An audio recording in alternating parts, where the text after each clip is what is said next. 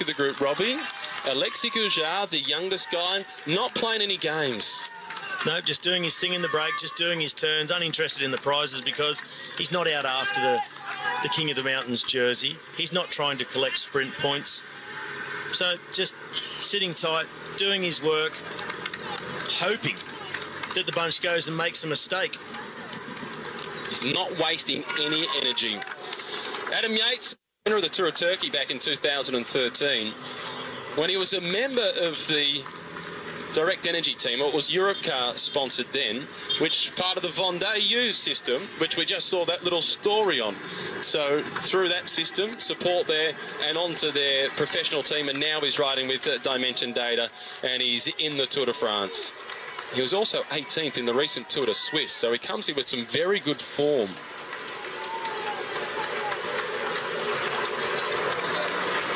Well, this is the Buddhist Retreat and Study Centre. And the land that it occupies, they've got some 30 hectares, so it's pretty big.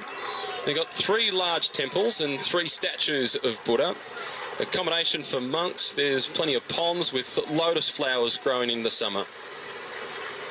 It was established back in 1986, and the centre was built as a result of worldwide donations.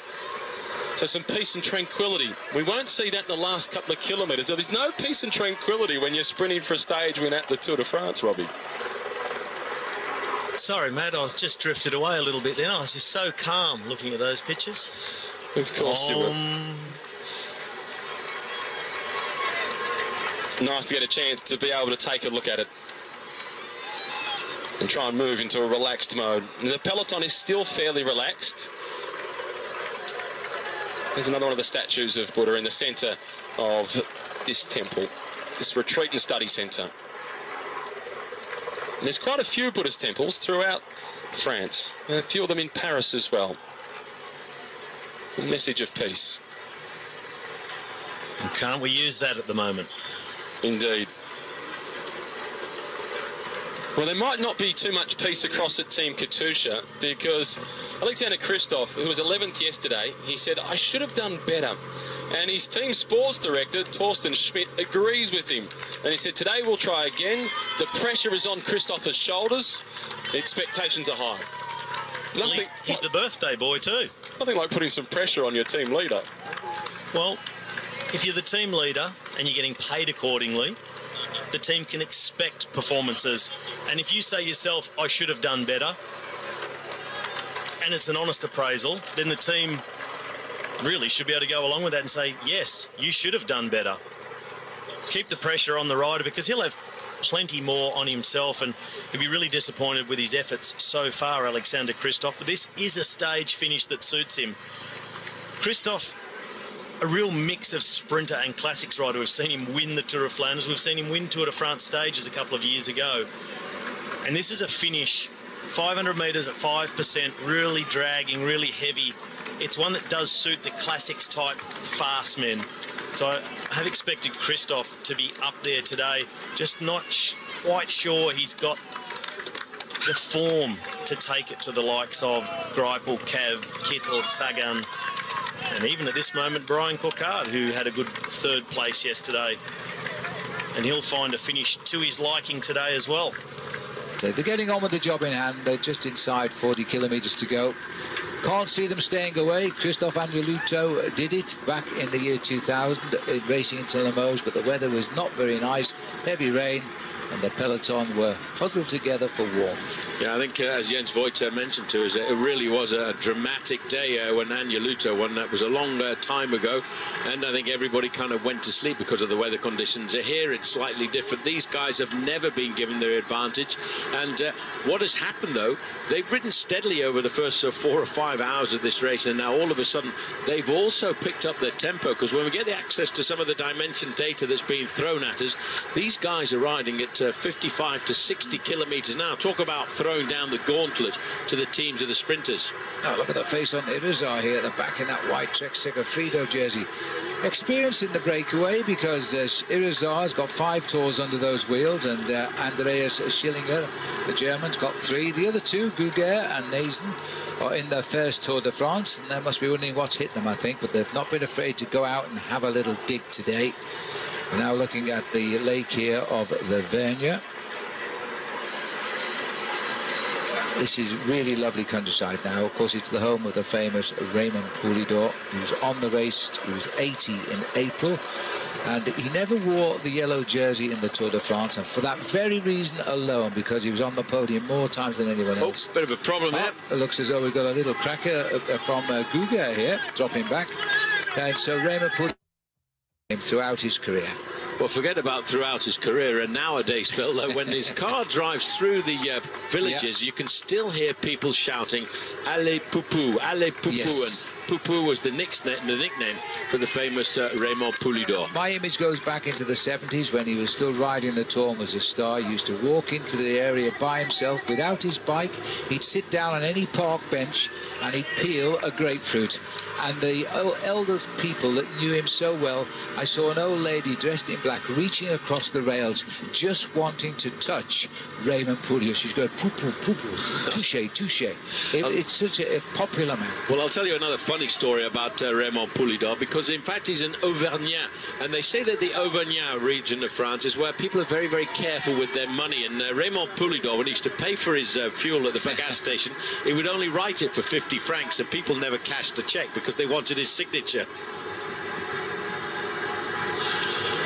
Anyway, now he's still as famous today as he was all those years ago when he was the great rival to Jacques Anquetil, and what a rivalry that was. Now we're down to 3 leaders now. Guguer, well, he was the youngest rider in the breakaway group at just 24 years of age, and we're now down to 3. On the front, it's Schillinger, followed by Irizar, then in the third. Well, it's Schillinger at the back, sorry. For the front is Nason, the Belgian rider, participating in his first Tour de France. And now just dropping onto the front is Markel Irizar, the rider from the Basque Country, riding for the Trek Segafredo squad. This is one of the far extremities of the lake we were talking about before. This is the small lake of Royeras. As I mentioned just a little earlier, there's a huge reservoir of water in this area in the Limousin, including that great lake, the Lac Limousin. But there was also a lot of resistance in this part of the war as well. In 1944, the soldiers of the SS rounded up around about 3,000 men in this area. And it really was the heart of the French resistance. So they did this yesterday. They were the strong team. They didn't get it quite right at the finish. We'll see what happens this time. Little flick of the elbow. Time for Vermont to come through and take up the pacemaking. 18 seconds. Slipped away just a little bit here. There's Aston on the left. Movistar in the middle. Of course, they're the team of Quintana. But this sort of finish, somebody like Alejandro Valverde could deliver a sprint blow. Very strong on these types of finish up to the line. They hit the bottom of the climb about 500 meters out. Yeah, but look over to the right-hand side, the red and white jerseys, Lotto Soudal, they've still got a full complement of their leader. And poor old Thomas Vogler, that's him bobbing about at the back there. Got the red number, 179, the most aggressive rider of yesterday. A little bit of discussion about that, but his job is done. He's just going to cruise in at the back end of the main field. In the white jersey, just hovering around in the middle of that fork at the front, is our man Andre Greipel. So the team are now sorting out their sprinters. At Katusha, it seems to me today Katusha are going to give it another go for Alexander Kristoff. They feel as though he may have sorted out all of his problems, driven on. The trouble is, you're born in the month of July and you're a world-class cyclist. You never get to celebrate with your family and your children because you're usually on the Tour de France. It used to happen on an annual basis to Miguel Indurain, who won the Tour de France 5 times straight. Well, another town that loves the Tour, the Le Puy. There's somewhere, I missed it actually. Le Puy-Neige. Well, it's certainly not snowing today. Thomas Vogler, No job done today. at the back of the group, but he has laid down the foundations for his team, Direct Energy, to come to the front later on. And I think what's important so far is, Phil, none of the teams that have got these lead-out trains have burned out their lead-out train. They're still pretty much in full complement, so as we get closer to the finish. And what's interesting about the fact that once we turned around to the right a little bit late, about 5 kilometres ago, we started to pick up mainly a tailwind, so it's going to be a very, very fast approach to the finish line here in Liège, in Limoges. I hope we're not in Liège. That's a different country, never mind a different town, but even so, we're under 10 kilometres to go now, as the leader here is Irizar just for the moment. All three still trying to help one another. The common enemy is about to pass under 10 kilometres to go as well. Just over 6 miles, remember. And it's Astana taking a real part in the finish today. The man for the future, the long term, is Aru, but Vincenzo Nibali is here. Nibali, when he won the Tour a couple of years ago, got off to a great start on the second day when he won an uphill climb in the city of Sheffield in the UK. If he produces that form, then there'll be no sprinters with him. Oh, now watch out. Dodgy little corner here Ouch. as we start to get closer to the outskirts of Limoges. The breakaway group is around there nice and safely, but look at the smoothness that the main field are negotiating these corners now. These are the moments when you've got to stay at the front end of the peloton. If you dream about touching your brakes at a moment like this, you'll slip back 15, 20 places in the main field, and then you'll have to use a fair amount of energy to move back up towards the front end of the peloton, and it's those little bits of acceleration that deaden your sprint towards the end. Cavendish, he's hovering around there in the green jersey and never far away from him. He's so happy with direction data because he's got his lead-out train, his dream lead-out train back together. Bernie Eisel from Austria, he's got Mark Renshaw, and then of course himself. And over the years, Mark Renshaw, the Australian, has been so instrumental in all of these victories that Mark Cavendish has racked up. Racing through the town here of Le Palais-sur-Vienne, as we're inside 10 kilometres now to the finishing line. Looks as the Lotto boys were looking around to make sure they hadn't got rid of their leader there, Andre Greipel, but he was tucked right in, and Cavendish paying a lot of attention, making space for himself now. These next few kilometres are the hazardous moments for the sprinters in the Tour de France. They've got to be very careful now, Phil, as we start to look at that 10 kilometre to go banner, because inside of the last 10 kilometres, and it's one of those things there when you look at the race route like this, there's a non-categorised little climb towards the finish. It only goes up 400 or 500 metres, but sometimes it can catch the sprinters unawares, and they know how important it is at this stage of the game now to hold their position in the line. Well, they're racing about 3 miles an hour quicker, the peloton, so they should be shutting this down any minute now as we cross over the Vienne again here. The gap is down just 7 seconds. It's rather like counting for takeoff now as these boys close in. Katusha are willing to work. It means they've got faith in Christoph. It's goodbye now to Irizar's dropped off on the right. I think it was. No, it's not. It is Schillinger who's dropped off.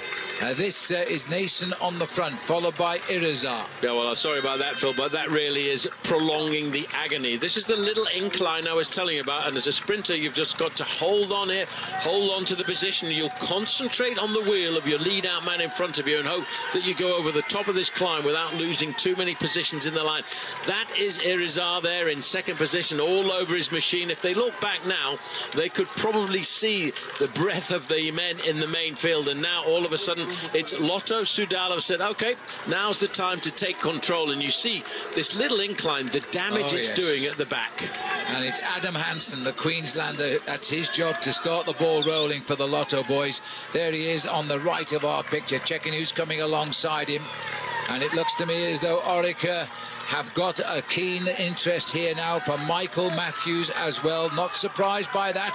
Contador is dancing over on the far left in that orange or yellowish jersey there. These are the two leaders. We're coming together, and we're coming together with about 7 kilometres to go. Well, the overall contenders now are mixing it up with the sprinters. You've got the black and blue jerseys on the right-hand side. That's the riders of Team Sky looking after Froome.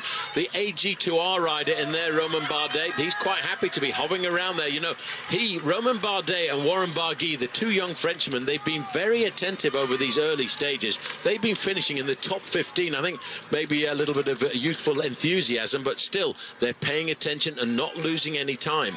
Now let's take a look at it. On the right is Team Sky. They're looking after Froome, trying to keep him safe. On the left of the picture we've got Contador's team with the yellow jersey of Sagan right in our picture now in the centre. He wants to win while they're trying to keep Contador safe safe as well.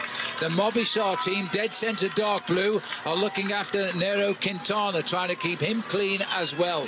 As we've just slipped to the back, this is Irizar now, straight through and out. Oh, talk about bad luck, Phil. They've been in the breakaway, and he's actually now got himself a flat tyre with 6 kilometres to go.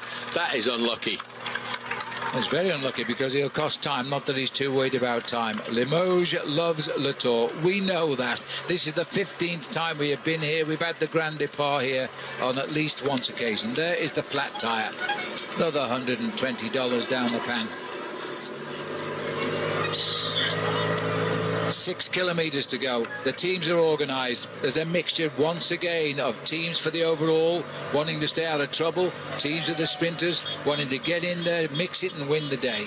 Marcel Seberg trying to pull for Lotto Soudal as they race down before they kick up towards the finish. We're still 2 kilometres to go. Seberg playing his part now. Hansen's done his and dropped away as they try to relieve the last man standing in white, Andre Greipel. This is Marcel Seberg now on the front. He knocks in at around about 6'6". He's a big, powerful man. Looks over his shoulder. They really got it lined up. 4th position there in that line of riders is Andre Greipel. He's now up into 3rd position. Seberg has now done his bit. He's gone off. Sagan is such a perfect rider when it comes to position. He's in the leader's yellow jersey. If he were to win, of course, he would get a time bonus and increase his overall lead going into tomorrow. That's not his main aim. His main aim is to win the stage today. They made that road look flat. Well, they certainly did. Everybody else are coming in. They'll be given all of the same time. So the men trying to win this race overall, they will finish at the peloton. You've got a couple of riders. Let's have a look at this one more time. Brian Coquard, the slightly built Frenchman, putting his shoulder there up against the bigger man on the left-hand side, and it's that throw to the line. Well, from this angle, you cannot see a difference between the two of them. Let's have a look from the helicopter. Well, I just don't know. It's shades of deja vu from yesterday. Coquard coming on the left here, and Kittel obviously fading a little bit. Sagan and Christophe out of it. Coquard, the little Frenchman, coming up close. Where is the line? Kittel's wishing it had come right now. A clash of shoulders. That's just effort. Oh dear, I still don't know. No, Let's try this one. You know. Well, it's the black line under the wheel that counts, and I still don't know. Well, you know, the fact of the matter is Brian Coquard is a track sprinter. They've given it to Kittel. It's unofficial. It says provisoire, unofficially for Kittel at the moment, but we have to go. I think, Phil, we're going to have a very long look there at the photo finish. I think we'll probably get 75 reruns here. Yeah. Well, he thinks he's won. Yeah, he does. I'm not convinced.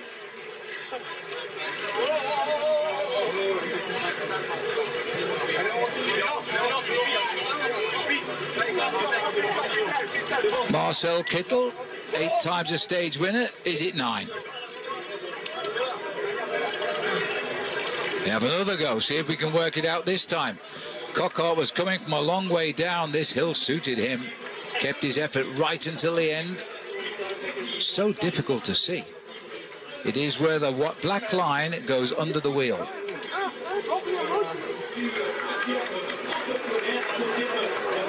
And we can't see the wheel, never mind the black line.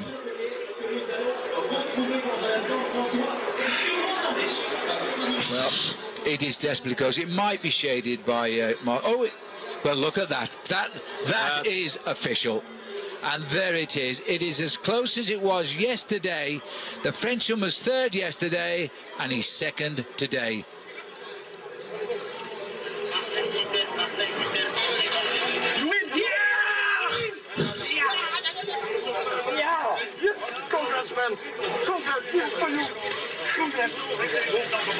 Yeah. Marcel Kittel is back, suffering from depression. He's back on top, and he's now just won his 9th stage of a Tour de France.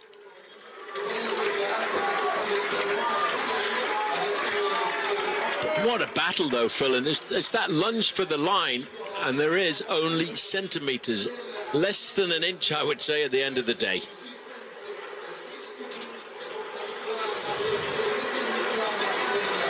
Well, there you have it. There's confirmation of the result. It went to the photo. Marcel Kittel just getting ahead of the young Frenchman, Brian Coquard, and always present, getting himself another time bonus, by the way. Peter Sagan in third place. Dylan Groenewegen, the Dutch national champion, in fourth. Alexander Kristoff is getting up there. Hey, and look at that. In seventh place, Dan McClay is making his third appearance in the top 10, and Cavendish are fading a little bit down towards the end in eighth place, but don't complain. He's already won 2 stages so far out of 4. Other riders tailed off on the right-hand side there, and that is Thomas de Gent. Looks like Wout Poels in the middle for Team Sky. But these riders not too concerned. He waited a while. He thought he got the, you know, as a sprinter, you've got that sense when you think you've got the win, but that was so close. He really did have to wait until the photo finish. But just watch from how far back the Frenchman goes in the black jersey there, and he disappears out of the shot. He's on the wheel there of Peter Sagan. Then all of a sudden he's biding in time. We're waiting. He's locked into the slipstream. Now the acceleration. Now the catapult on the left. And he's slowly making his way up towards what he hopes is going to be a victory. And on the line, the lunge. It's all down to that last moment there. And it was close, huh? And maybe it was the slightly longer arms that gave the victory to Marcel Kittel, because it was all about that throw to the line. That's Groenewegen on the right-hand side in the red, white and blue. And Cavendish over on the left-hand side. We get a chance here to have a quick look down there on the magnificent backdrop of the Cathedral of Saint-Etienne. Gothic architecture, construction beginning back in 1273.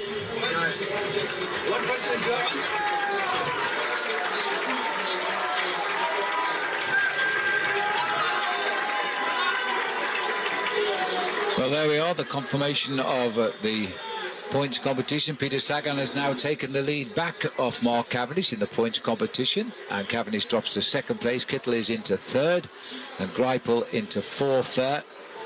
It was not a good finish for Andre up that climb, indeed. No change in the King of the Mountains. It really didn't make any difference. Jesper Stuyven keeps his lead, but it's much more hilly tomorrow. That's the big thing.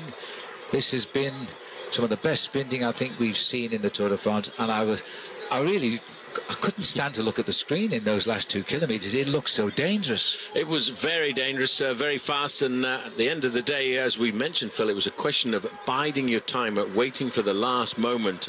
Great chance here to look, by the way. This is the Limoges Benedictine railway station, and that's one of the major historical monuments of this region back into 1975. It was damaged during the Second World War. It was bombed by Italian planes in 1940, but today, forget about all of that history. Think about that great win by Marcel Kittel. And of course, I've got to say, I'm waiting now to see Brian Coquard from France get a sprint victory, because that was very, very close. After 4 stages for the sprinters, where avoiding crashes was the objective of the yellow jersey favourites, today the race meets its first serious climbs. Hello and welcome to stage 5 of the Tour de France. This is Matthew Keenan with you, and it's the city of Limoges, where Marcel Kittel won yesterday, that hosts the start of today's stage as we head down towards the Cantal. Another long stage as the race enters its first serious climbs. As they bid farewell to Limoges and make their way to La Lorraine, it's a 216-kilometre torture test, with the Category 4 climb early, and then it is littered with climbs towards the end, and the first of our Category 2 climbs. It's not a mountaintop finish, but it's not far off it.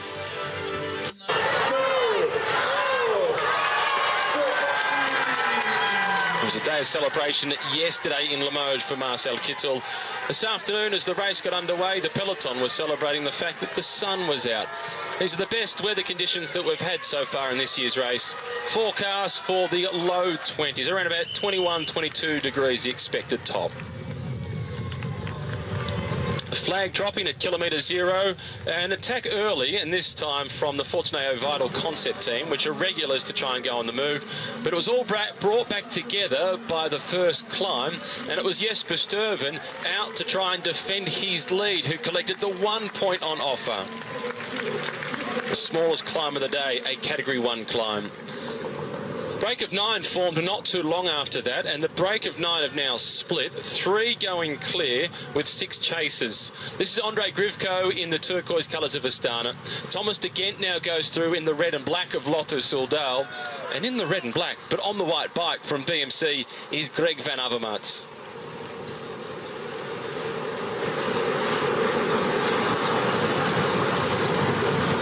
They made their way through Memac for the feed zone, and they've amped the pace ever since that point on, and that's where these 3 riders have gone clear. They're 9 minutes and 45 seconds ahead of the peloton, but their chasers are still within 1 minute behind them. Yet to get any footage of as to what is happening directly behind them, and to see whether that chase is organised.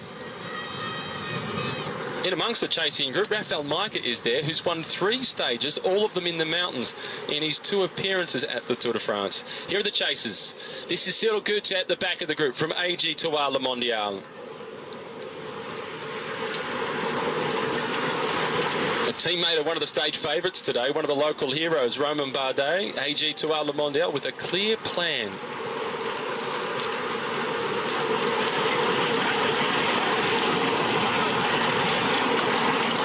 Food on board, the instructions taken. Roman Sikar is also in that group for Direct Energy. Bartosz Husowski is there for Bora Argon 18. Serge Pauls for Team Dimension Data. Rafael Majka for the Tinkoff squad. And rounding out that group of chasers is Florian Vachon from Fortunato Vital Concept.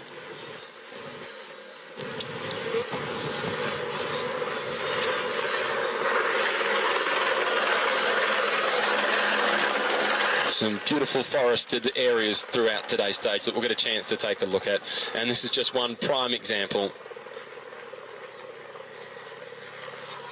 The Department of Corrèze that they're making their way through. We spoke to a few of the journalists before the stage got underway, and we spoke to Raymond Poulador, who has been a 14-time rider in the Tour de France. Here they are on their thoughts as to what might or could happen today.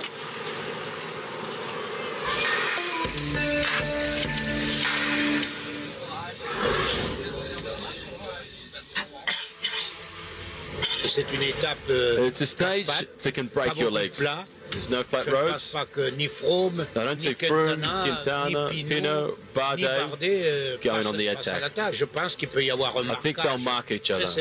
There won't be gaps between the favourites. The fight for the yellow jersey, yeah, we could already see a Froome or Thibaut Pinot or Fabio Aru in the yellow jersey today, because they're all so close there on the GC. It depends if they can dislodge Peter Sagan, and we're going to see Alberto Contador trying to fight back in there to match Froome, Pinot, and Aru and get that GC time back. It's the first rendezvous for the cyclists at the 103rd Tour de France. Peter Sagan can climb this terrain if the scenario of the race suits him. We can't say 100% that Peter Sagan will lose the jersey today. In fact, on the contrary, he could have the yellow jersey today.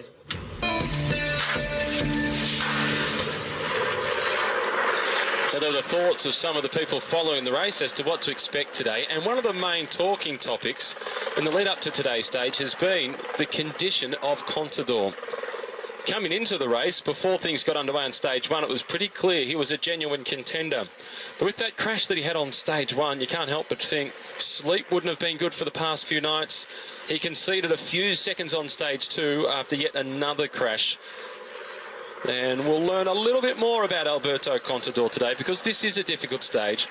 And Raymond Poulador, who was speaking there at the start, a man who rode the Tour 14 times, finished on the podium 8 times, but never once wore the yellow jersey, not for a single day. He thinks that this is a pretty tough stage. This is Ian Stannard on the front for Team Sky, which will come as some relief to the riders from Tinkoff that Sky are already taking charge of the race. and the protection of the yellow jersey of Peter Sagan. Can he possibly hold on with the amount of climbing that they've got today?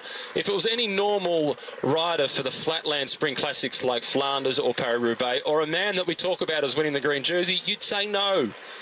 But we're not saying no because it's Peter Sagan. So we'll say maybe. He's always a chance, Peter Sagan. The next climb comes in around about 27 kilometres time for the leading 3 riders. So that will make it around about another 32 kilometres before the peloton gets there. And it's a Category 2 climb, the Côte de Poussin-Méry. And it's a relatively long climb. It's the longest climb that we've had so far this year, just short of 7 kilometres in length. It's a fairly gentle gradient, just on an average gradient of 4%. But the tests will begin. And there is Alberto Contador with that right arm still bandaged up. That's the side that is the most seriously injured. That was the one that he damaged on the first stage, the opening day of racing, with crash number 1 for Contador. He did the damage to the left side on the second stage, which was in the rain, so it wasn't quite as bad as much as that can be the case when you do crash. Number 91. He's got one of his teammates in the breakaway, Greg Van Avermaet, but Richie has said that he's not going to go on the attack today. This isn't one of the days where he can start to claw back the time that he lost following the puncture on stage 2. In terms of the big favourites for the overall, and Richie Porte, he is in the mix. Sure, he's a second-tier favourite, but everybody is a second-tier favourite behind Froome and Quintana. And you have to put Alberto Contador very much in that now, given the injuries that he sustained on stages 1 and 2. But Richie Porte is 1 minute and 49 seconds behind Chris Froome, Nairo Quintana, Fabio Aru, his own teammate TJ Van Garderen. Romain Bardet is also 1 minute and 49 seconds ahead of Richie Porte. So Porte's got a challenge ahead of him, but he's up to the task, I'm sure. He said that one of the things that gave him great confidence in joining the BMC team was seeing the condition that TJ Van Garderen had throughout last year's Tour de France and knowing that he'd be working with the same coach. A lot has been made of the coach at Team Sky, Tim Kerrison, former Australian swimming coach, incidentally. And going away from working with Tim Kerrison, that was one of the key things that Richie Porte had to consider, and the coaching staff at BMC, he was happy with the way they managed to get TJ Van Garderen into great shape. And that was a key element in his decision to going across to BMC. Breakaway group of 3, Grivko for the Astana squad, De Gent for Lotto Soudal, and it's Van Avermaet for BMC Racing. This is Hurtaski for the Bora Argon 18 team. Good to see this German team getting plenty of coverage at home as well. And yesterday's stage winner Marcel Kittel has played a big role in German television coming back into a live broadcast of the Tour de France. In fact, throughout the off-season, the last 2 years, Marcel Kittel and to some extent John Degenkolb have actually gone to meetings with the key executives and the big networks at German television to convince them to cover the race once again. And it's great to see that it is back on German television with their biggest public broadcaster. So that is good news. And yesterday, Marcel Kittel gave them what they were looking for.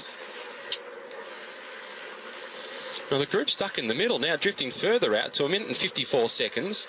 The peloton's at 11 minutes and 54 seconds behind. The front 3 are really thinking about their prospects of winning the stage. And the man at the front of the group, Greg Van Avermaet, is on target to collect the yellow jersey. He started the day just 18 seconds down. And he has more than a 4-minute advantage on Andrei Grivko from Astana. And he has almost a 15-minute, in fact, more than a 15-minute advantage on the other rider in the breakaway, Thomas De Gent. So Van Avermaet really is opening up the throttle to make the most of this breakaway.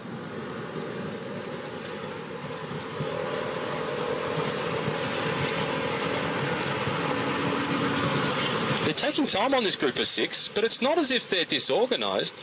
They look to be working well together. Everybody's swinging through. As I say that, Ozarski is skipping a few turns of pace at the back of the group. They're about to approach the next climb of the day. They're not too far away from hitting the bottom. Around about 7 or 8 kilometres before they get to the bottom of it. Geraint Thomas finished in 15th position in this race last year, and he's got a key role to play in this race this year in support of Chris Froome to see if Froome can win the race for a third time. We caught up with Geraint Thomas before the stage got underway. Here he is.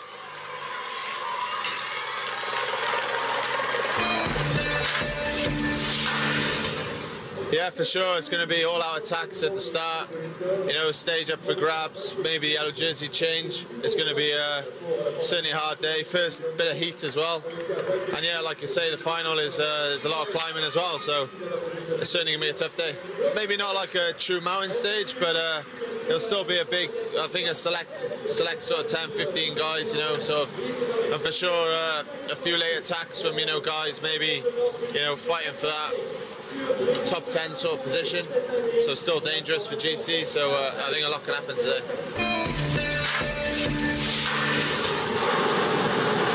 We're not expecting any action from Chris Froome today, and in fact Froome and Quintana, I suspect on a stage like this one, they'll just be marking their rivals.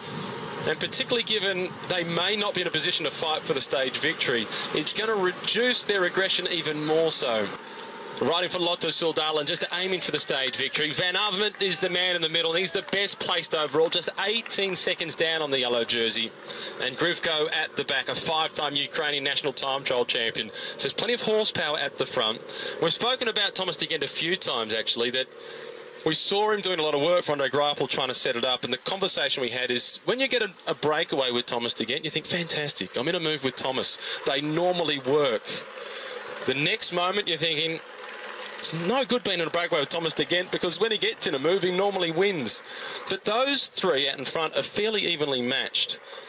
If it came down to the three of them sprinting for a victory, you'd put the house on Greg Van Avermaet. But there's a lot of climbing to come before they get to the finish line in La Lorraine. Yeah, let's remember, Greg Van Avermaet may not be a sprinter, but cast your mind back to the Omloop at Nieuwsblad at the end of February, and Greg Van Avermaet beat Peter Sagan to win the race. End of a classic, end of a tough race, slight uphill drag to the finish line.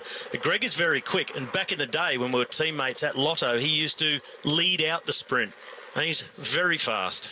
He won the points classification at the Tour of Spain a long time ago, 2008, very early on in his career.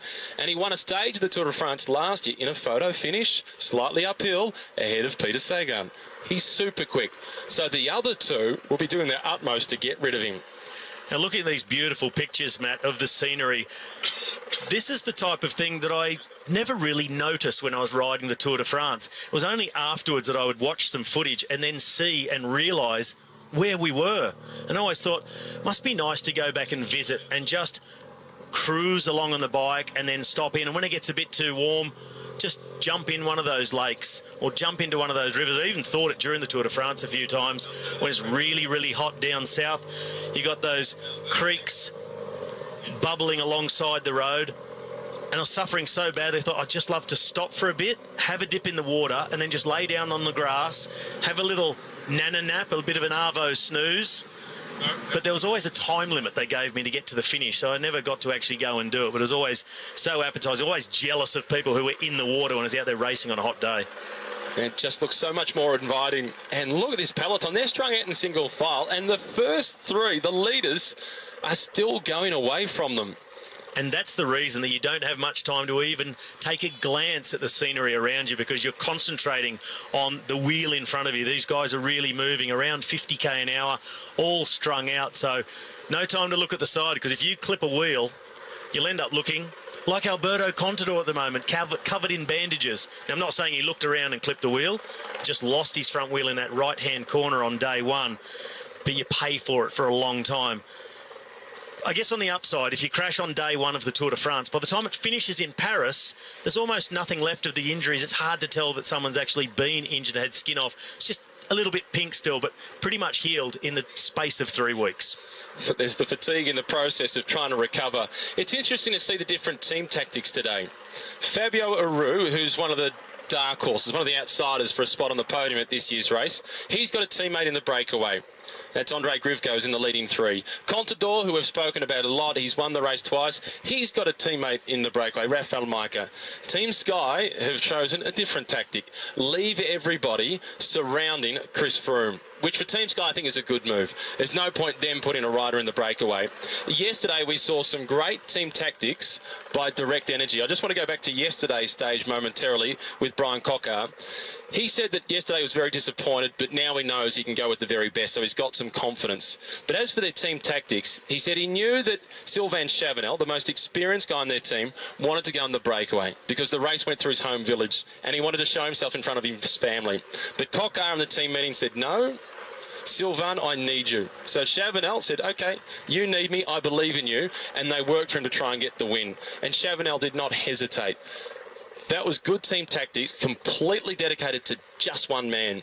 Across at Orica Green Edge, they had a split strategy between Michael Matthews and Simon Gerrans. What's your view on that one? Well, firstly, on Direct Energy, it's a great thing from both sides, from Brian Cockard saying, I have the confidence that I can win, so I don't want you to go in the breakaway. I need you with me. I'm relying on you because I have the confidence in myself. And Chavanel, the experienced rider, who can almost, if he wants in the team, say, I'm going to do what I want to do, he said, all right, I will stay with you because I have confidence in you. So it's great to see Cockard rating himself high enough to say it, and then Chavanel having the confidence in him and help build his confidence even further to what I see as a great result. And had Cockard not come across and bumped into Marcel Kittel, for mine, he would have won the stage because he got in front as he hit shoulders, but then as they hit elbows, it just put him off balance, and he really had no throw at the line. Compare it to his lunge for the line the day before where he held off Peter Sagan for third in Angers. He had nothing, and he lost by 2.8 centimetres. And because he was so off balance after bumping with Marcel Kittel, but that's all part of it. Sometimes you really don't have it completely under control. You've got to understand that they are so deep in the red zone, he would have been sprinting hardly able to see. So you do get a bit off balance, and a bit of bump and grind is all normal in the sprint, but it did cost him. Now on the other side, Orica Green Edge, two-pronged attack, but it failed on both fronts.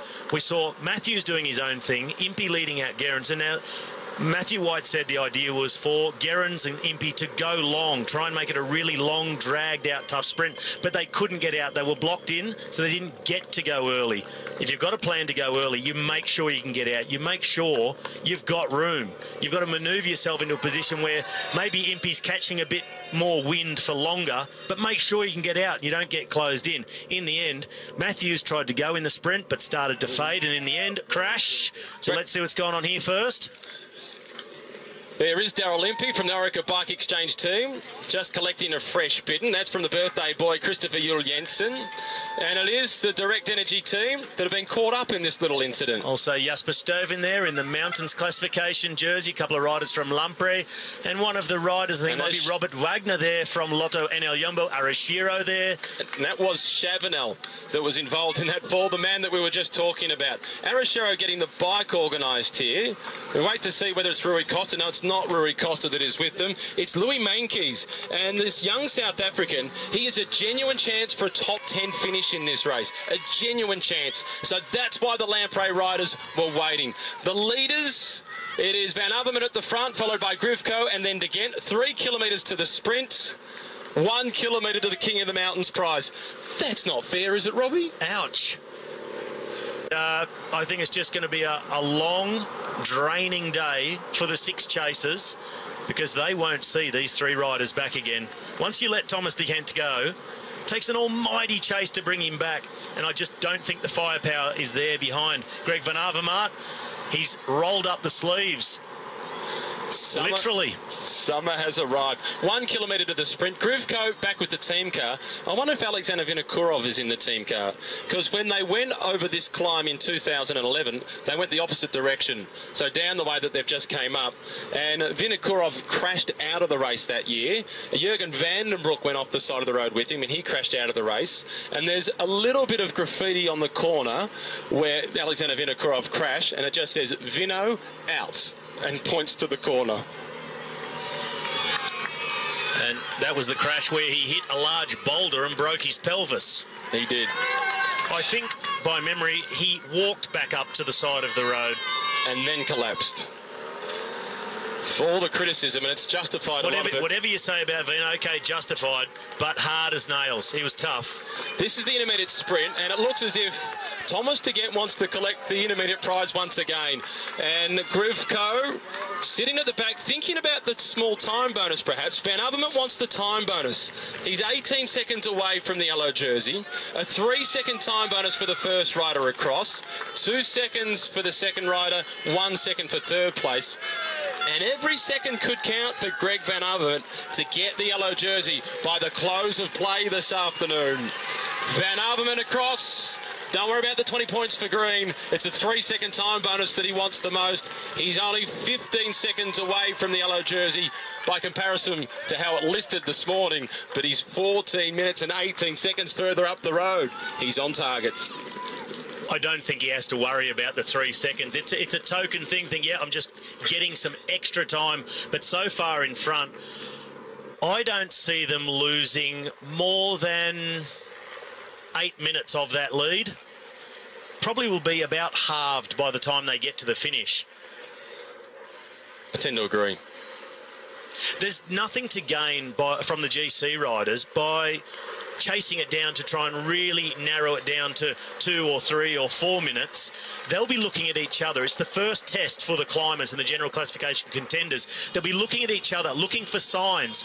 Plenty will be looking at Alberto Contador to see how well he's recovering, because he said yesterday, I'm having some problems and some pain when I'm riding out of the saddle. So there'll be eyes on him, but all eyes on each other and marking each other. But one thing they will do, I think, is race very hard to the top of the final Category 3 climb. I drove down the descent on the way in here to the finish. It's about 1 car wide, not more. Off camber corners, 2 very sharp hairpins, dodgy road surface at best. They're all going to want to start at the front to stay out of trouble and not get taken out by someone else, particularly those who don't trust their descending skills so much. 500 metres to the intermediate sprint for the chasing group of 6. And Rafael Maica leads them through at the moment. In terms of that race back in the main group, the reason so adamant in agreeing with you with the amount of time that they will lose is for the Tinkoff team. Now that it looks certain that Peter Sagan won't be able to defend the yellow jersey, they won't be amping the pace up at all, and they'll try and make this another relatively comfortable day for Alberto Contador. The slower it is in the main peloton, the happier Alberto Contador will be. Roman Sikar is the rider from Direct Energy that now goes through to the front. One of the teammates of Brian Cocker, who finished in 2nd place yesterday. Former under-23 world champion Roman Sikar, and he won that title in 2009 in Mendrisio, the same year that Kidell Evans won the elite men's road race. It is warm. Cyril Goutier's got the jersey unzipped, and he doesn't have an undershirt on. It's the first day up into the 20s. 4th in the intermediate sprint, Serge Pauls goes across to collect the points. Peter Sagan not overly concerned about the points there, just nipping a couple of points. I think he's staying behind Cavendish, I thought. So Cavendish may be taking back a point on Peter Sagan, possibly 2. But Peter Sagan knows his advantage comes when the race gets hilly. All the sprinters get dropped early, and he just cruises on through, quite often in the breakaway, and takes another 20 points at the intermediate. So no panic there from Peter Sagan. But Brian Cocker is 70 points behind Peter Sagan in the race for the green jersey. I think it was a sprint of a bit of getting rid of some frustration, proving a bit of a point. As we see here, some multicoloured agricultural art. We've got 10 tractors making up our wheels, and the black hay bales wrapped up. Nice touch, black handlebar tape, black saddle, black bidden as well. Nice matching. Dan Martin before this stage was one of the favourites, the Irishman riding for the edX Quickstep team. So too was one of his teammates, Julien Alaphilippe, and it was his other teammate, Marcel Kittel, who won yesterday. We caught up with Dan Martin before today's stage got underway. Unfortunately for Dan, though, the prospect of the stage win is slipping through the fingers for edX Quickstep. Here is Dan Martin. The role as the next man from Team BMC, and I suppose the interesting thing is, and I actually had kind of forgotten that the owner of Team BMC, Phil, his hometown of Andy Rees is in Bern, and we go there in the last week of the race. What an occasion that would be. Andy is a very nice person indeed. It's a problem. That looks like Pinot. Was it Thibaut? It looked like Thibaut Pinot. Yeah. I didn't hear it on the radio, but he stopped very rapidly. I have to rely on recognition there, but it looked like him, his style, the way he was standing. Let's hope not, because these boys are in serious mood now. Well, I tell you what as well, Phil, it's also at this part of the race going to be very difficult to get back in, because this now is a question of Team Movistar, which has been the winner of the World Tour team, the World Tour over the last 3 years, one of the dominant teams on... I think they're calling it. They're saying he crashed. But they haven't given us his name. See, that's the problem, Paul, now. Even our race radio and all the mechanics are split because the peloton is split. They can't catch up the riders. Well, that's the big problem. The team cars could be an awful long way back, and that was the problem that happened to Richie Porter just a couple of days ago, because there was a climb just before the finishing climb, and the team cars were stuck behind riders who were being dropped, and they weren't allowed to come by. They were held back by the referees. So that rider who had that mechanic, I'm pretty sure, Phil, that was Thibaut Pinot. He's going to have to get a wheel from the neutral service vehicle and try and scramble back in. Well, we'll find out when we can. They haven't called his race number is 121. They call the numbers in French, of course, 121. But they haven't said anything talking again. They haven't mentioned it. But they're talking about those three riders are still continuing with a very hefty lead. It is such a difficult run-in now, and of course this is why the main peloton have been very protective of, respectful rather, of the route today. After this one is over, we go on to another second category mountain, then we go to a third category, which is actually very hard, and then we come to the finishing line. Well, we come to the finishing line with a very nasty, tricky little 2.5 kilometre descent with a number of nasty little hairpins. Just back there, I'm sure plenty of the geologists who would be very happy to see that little puy we could just spot there. And the puys are basically plugs of extinct volcanoes. And as you said earlier, there are so many of them in this part of the world. It must have been quite interesting 6.5 to 13 million years ago. We're looking at Serge Powers in the white jersey. On the right side, Cyril Gocho. He's the man that's probably got my room in the hotel tonight, which we vacated this morning. He's staying there this evening. And also Rafał Majka, champion of Poland of just over a week now, and a good climber.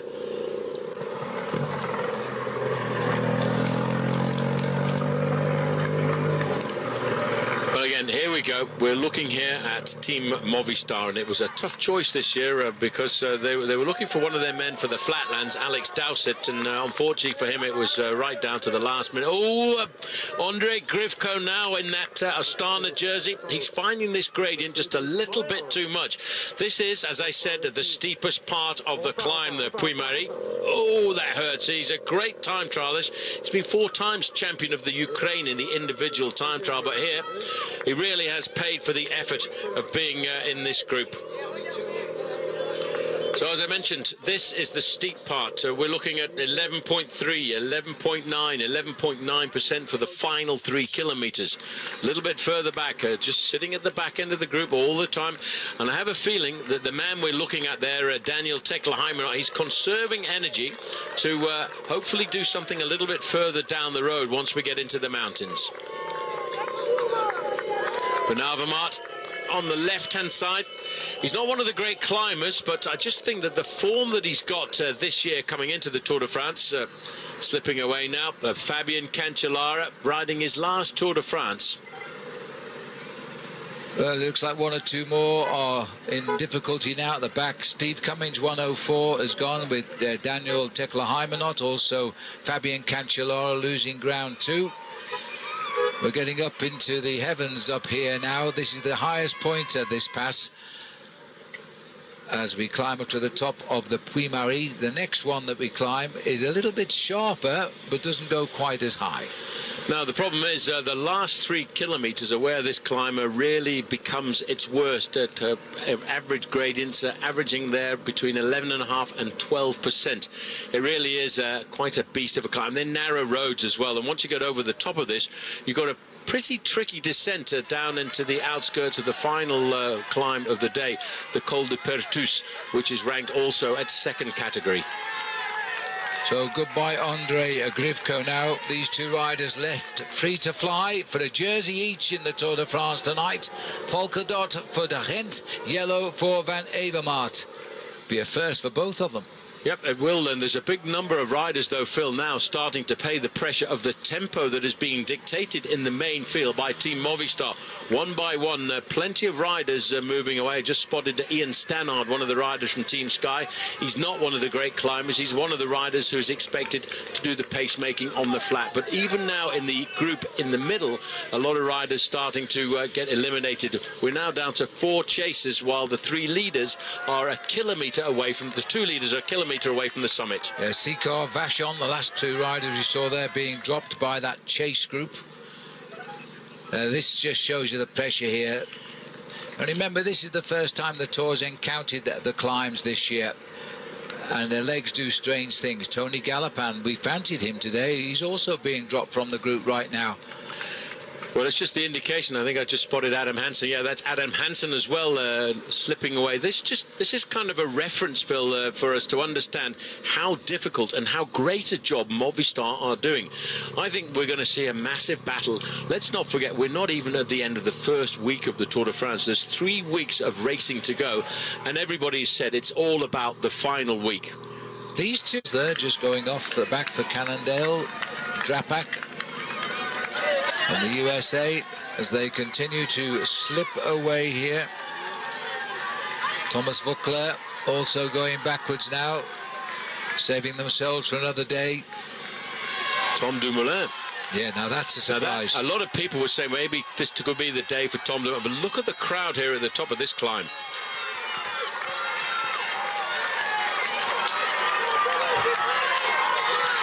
And this to take the lead in the King of the Mountains for Thomas de Gent, and there's no resistance from Greg van Avermaet.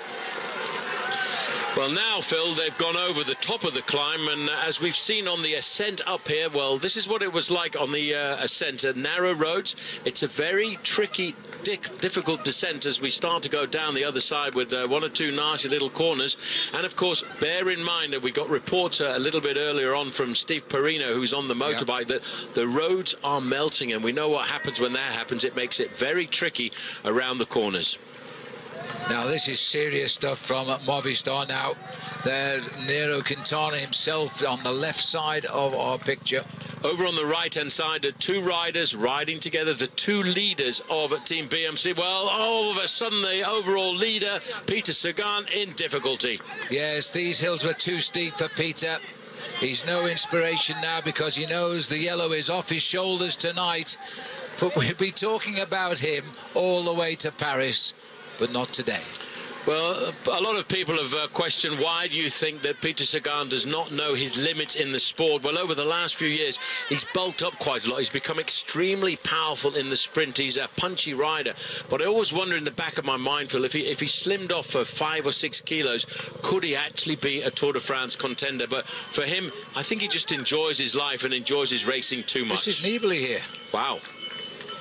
This is Nibali, the man that won the Giro d'Italia, has now made it quite clear he's not trying to win and do the double here with the Tour de France. He's always said he's here to help his teammate Fabio Aru, and I guess this proves a point. Well, I tell you what, that does not help Fabio Aru when you've got your conscience getting dropped on a climb like this. Fabio Aru being left alone. But what it does say now, Phil, we are having the foundations laid for a head-to-head between 2 great teams. Team Movistar from Spain. Look at the faces on these riders from Spain now. They're doing everything they can to reduce that gap, and what a gap it is, because at the end of the day, if they do something phenomenal here this afternoon, it's down to 7.5 minutes. Alejandro Valverde could be in the yellow jersey if they can pull it all back in the last 30 kilometers or 18 miles of the race. Now I kind of expected this, because this is Rafał Majka, the best climber of what's left of the chase. He's going to try and leave these guys now and go 3rd on the road if he can catch up with Grifko. And it looks there is a reaction from Serge Powells, who will go downhill the other side pretty quickly if he can control Majka making the move. Majka goes over the top in 4th place. Yes, but the gap, Phil, you've got to read the clock. 2 3/4 minutes is the difference between these riders and the 2 leaders. Oh yeah, I'm not thinking he'll catch up. I think he'll just get rid of the others, that's all. Oh, let's go downhill.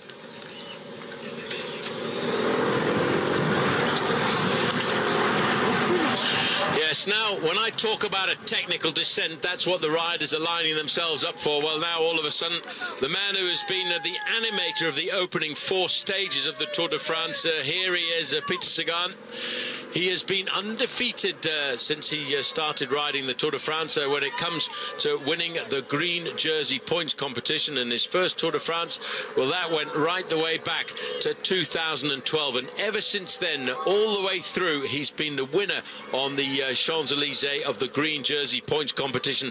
And that's a competition that at the moment he is still leading. But at the moment, it looks very much as if the yellow jersey is being relinquished. Look at this.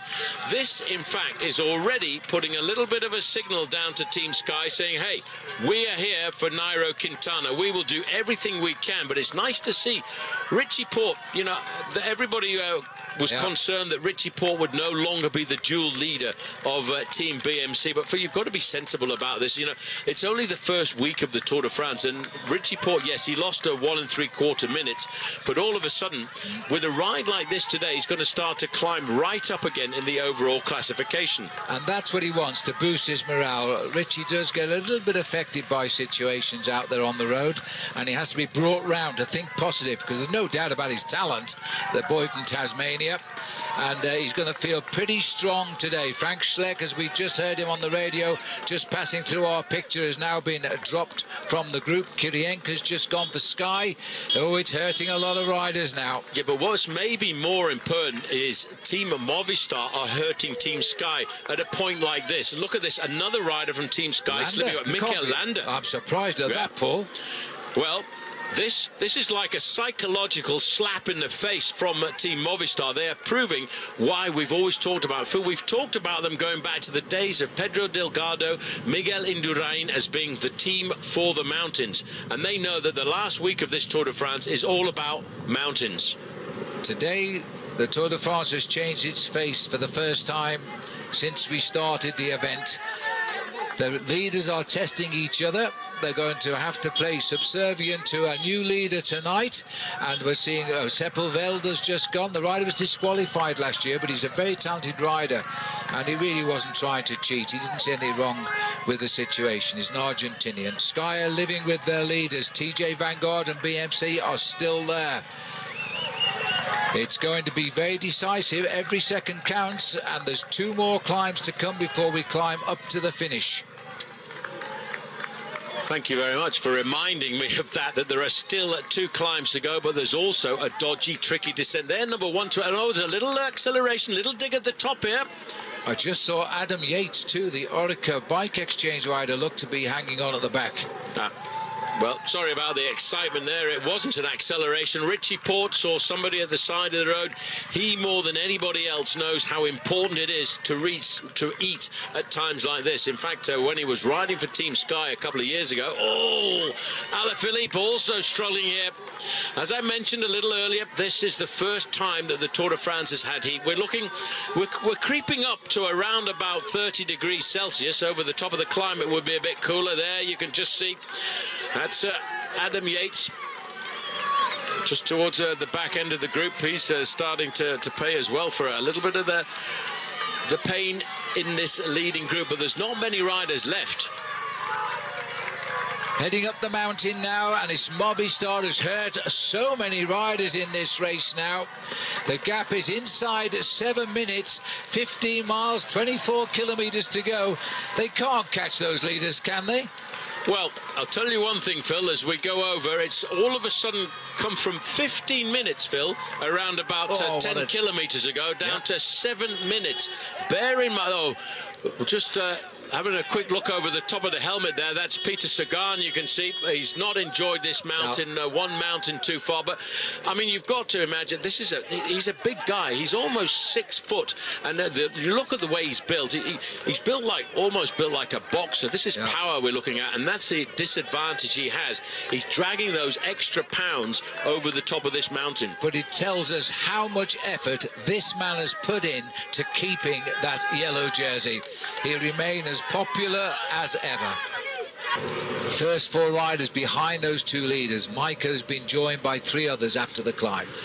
Well, just to throw a few stats in there, Phil, you know, I normally always work on that 1 kilometre for 1 minute for 10 kilometres. Well, in 14 kilometres there, the main field slashed 4 minutes off the advantage of the two leaders. So it could really go down to the final climb of the day. We could see a massive big turnaround. And though 4 minutes would mean they'd lose by 2:56. Nibali here. He's just cruising down this descent. I wonder if there's a story here. Nibali dropping from that group, a very select group of around 25, 26 riders. Here are the brakes. Tony Martin. He's a good descender. He's also, but he was looking over his shoulder, so I wonder if he was just checking to see if he had one of his teammates in difficulty who needed pacing back. Now this is a little bit more interesting as we look at the speeds now. We're starting to get, as the road straightens out, look at that. Craig van Avermaet, 42 miles an hour he did just a few moments ago. So we're getting into the tricky part of the descent where you've got to back off your brakes. They'll love to see that. 20 kilometres to go. At 14 kilometres to go, they'll be at the top of the next col, the Col de Pertuis, and then we move on to the last climb and the finish.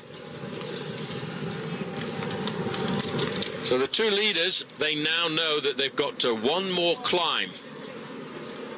And it's a nasty little climb. In fact, they've got two climbs. The last one, the Col de Fond de Serre, that's around about 3 kilometres long and an average of 5.5%. And although it is only given us 6 to 6.5%, driving up it in the car, I thought it was a much more difficult climb than that. This is the penultimate climb that they will line themselves up for, the Col de Pertuis. And that's a climb of around about 4.5 kilometres, average gradient 8%. But again, as they get up towards the top, it's 11%, and that's where the team of the climbers, Team Movistar, will have the advantage. Here is the profile. As you can see, Mondaille, that's where they start, and they start to climb up. The black sections are sections in excess of 10%, and as you can see, just to make it a little more difficult, the big long black section is right towards the top of the climb.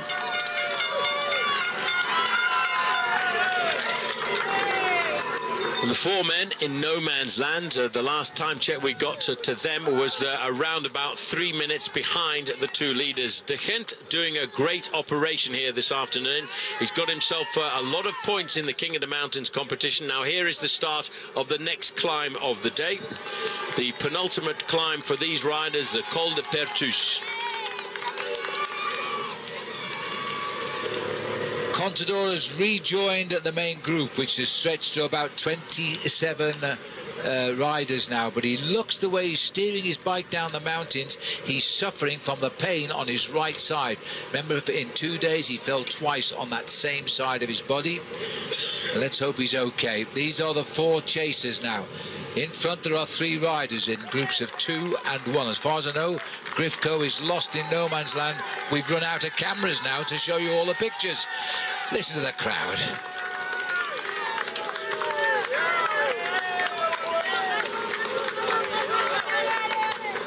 Well, this climb, Phil, when you start to look at the average gradient, is very nasty indeed, and it's the last 2 kilometres when it starts to really leap up to 10 and 11%, and it was in that steep gradient on the previous climb that the two leaders lost huge chunks of time to Team Movistar.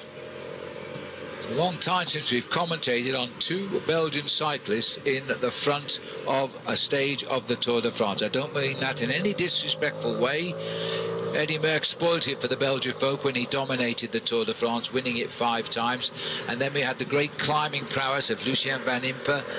And now we've got 2 riders up front, and they're looking good to stay away for the day. Yeah, I just had Jens Voigt pop in there, Phil, to just to remind me. Yeah, I saw him. What did he say? Tell me. I always talk about the 1 kilometre for the 1 minute for 10 kilometres on the flat. But he said on a day like today, after a hard stage, when these guys are starting to tire, they can look to lose a minute per kilometre on the climb. So it's really going to be dodgy. A while back we were saying these guys are going to win. It's all done and dusted. But when you look at the speed, when we get a chance to go back and see Team Movistar a little later on. If your formula works, they'll be caught and dropped by 6 minutes. Well, that could be this. It all depends on how much firepower Movistar have got left. Or who they're trying to damage. I mean, they might not be unhappy if these two dominate the day for a couple of days. They want to close the gap, though. Yeah, but then it becomes complicated because their leader, even though their leader for the Tour de France is Nairo Quintana, the man every rider on Movistar respects is Alejandro Valverde.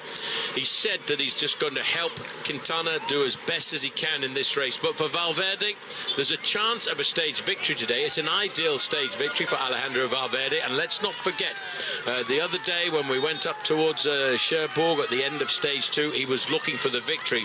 He's got the form, so he would obviously be looking for a stage victory in the early part of the Tour de France, and why not a little bonus of a yellow jersey as well. Alaphilippe, well, he's in that next group at 3, and he is at 6 minutes and 50 seconds. He is the best placed rider in the overall standings in that group, because Peter Sagan has been left behind, but he only has a 2-second advantage over Alejandro Valverde. Movistar going for it. Well, look at this, Paul. This is like a sprint finish on the top of a mountain, because Movistar are having none of this. Sky's getting in amongst it. TJ Van Garden's BMC team are here. This is absolutely fantastic bike racing. And they're just trying to hurt each other as well as reduce that lead by Greg Van Avermaet. Well, this is a day when we expected to see a little bit of separation between some of the major contenders, but I think that this day is doing a bit of serious damage, because that team Movistar, Phil, first of all, they've started to come out to say, we are the team that are going to challenge Sky. This is what you've got to put your seatbelt on going down a descent like this, because this gives you an indication. We're looking at speeds 45 miles an hour down here, but I'm just thinking about Movistar as we look a little bit further towards the back of this group. Yes, they have come here to look after their man Nairo Quintana, but the man who has been the leader of that team for years is Alejandro Valverde, and he's probably thinking 1 minute for every kilometre. I could win the stage and the jersey. Well, it's De Gent doing all of the climbing. Van Avermaet is not the climber. He's a strong cyclist, but not the climber.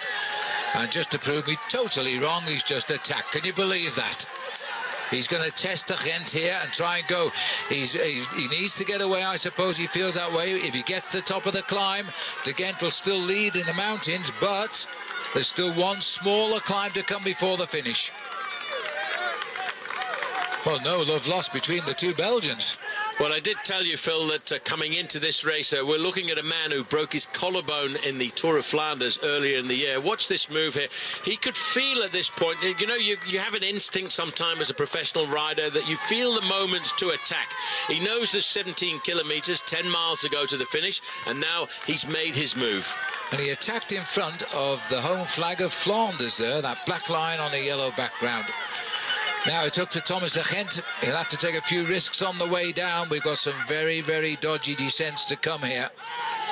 Van Avermaet, as I was just starting to say before he attacked, Phil, he had that accident in the Tour of Flanders in April. He broke his collarbone, but he's fought back. He had great form in the national championships, where really he helped his teammate Philippe Gilbert to win a second title. But that gave me the indication he was coming into the Tour de France on the top of his form. And this kind of course today, if you're in great form, and even if you're not a magical climber, you can use your power to survive on these kind of slopes. Future, but you know, he's in his first Tour de France and he must be wondering, I beat these guys every week when I ride. Now I'm in the Tour de France, they're putting me under this sort of pressure. It's a very, very different bike race. You mentioned it's his first Tour de France, Phil. It's also, I think, his first Grand Tour as well, his first Grand Tour participation. Yeah. He's learning by jumping into the deep end. And he's proving he's a champion because he's hurting and he's hanging.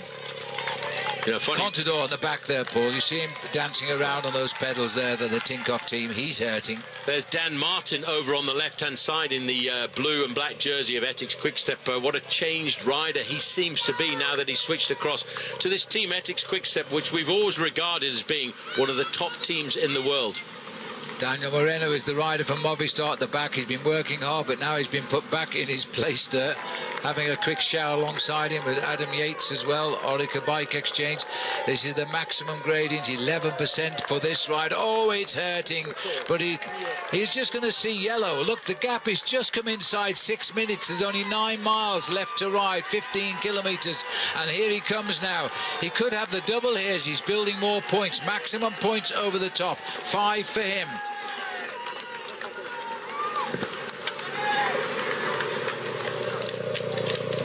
Well, it now looks like they're starting to pull back riders one at a time. That's Romain Sicard just over on the left-hand side in the black and yellow jersey.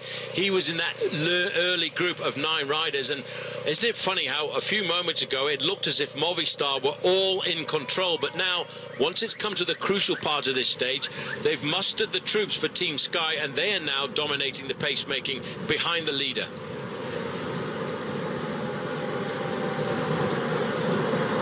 Well, it's very hard trying to do calculations as well as commentate on the Tour de France when it's a split like this. But if the next sprint, the next climb is won also by De Gent, I think he'd be equal on points by Evenmaert. He'd be equal on points with De Gent, and in effect, because he's won the last climb of the day, he would lead the King of the Mountains as well as have yellow. Well, I think for him, more importantly, is the yellow jersey. As again, you can see, these roads are really quite treacherous. You've got to be very careful as he picks his way around that corner. 15 to go for Majka and the Huzarski. 2 Polish riders here. And Huzarski's hurting a bit. This is the tough man. 3 times ridden in the Tour de France. 1 time the King of the Mountains. 3 times a stage winner. Well, the speed that gap was starting to come down seems to have switched off. It really got slashed down to the 6-minute margin. Now it seems to have stabilised out again. And I think that's because Team Sky have said, OK, well, we're quite happy with the situation. They'd be quite happy to allow a guy like Greg van Avermaet to have a 4 or 5 minute lead in the overall standings. But just watch the way he goes down this descent. He's reading the corners as he goes into them. Well, it's coming up to a good corner there, but our cameras, of which we have no control, has gone back to Majka on the way up. And he really is hurting his countryman here, but he's hanging in, Bartosz Huzarski. I think the fact that they're not closing in now, they've made their play. They've weakened a lot of stars in that back group, but the big stars like TJ Van Garderen, Chris Froome, Fabio Aru, and of course Contador is still there too. Well, Mikel Nieve is the rider on the front for Team Sky, followed by the rider from Wales, Geraint Thomas, with his jersey wide open there in 3rd position. Little Enau in 2nd wheel.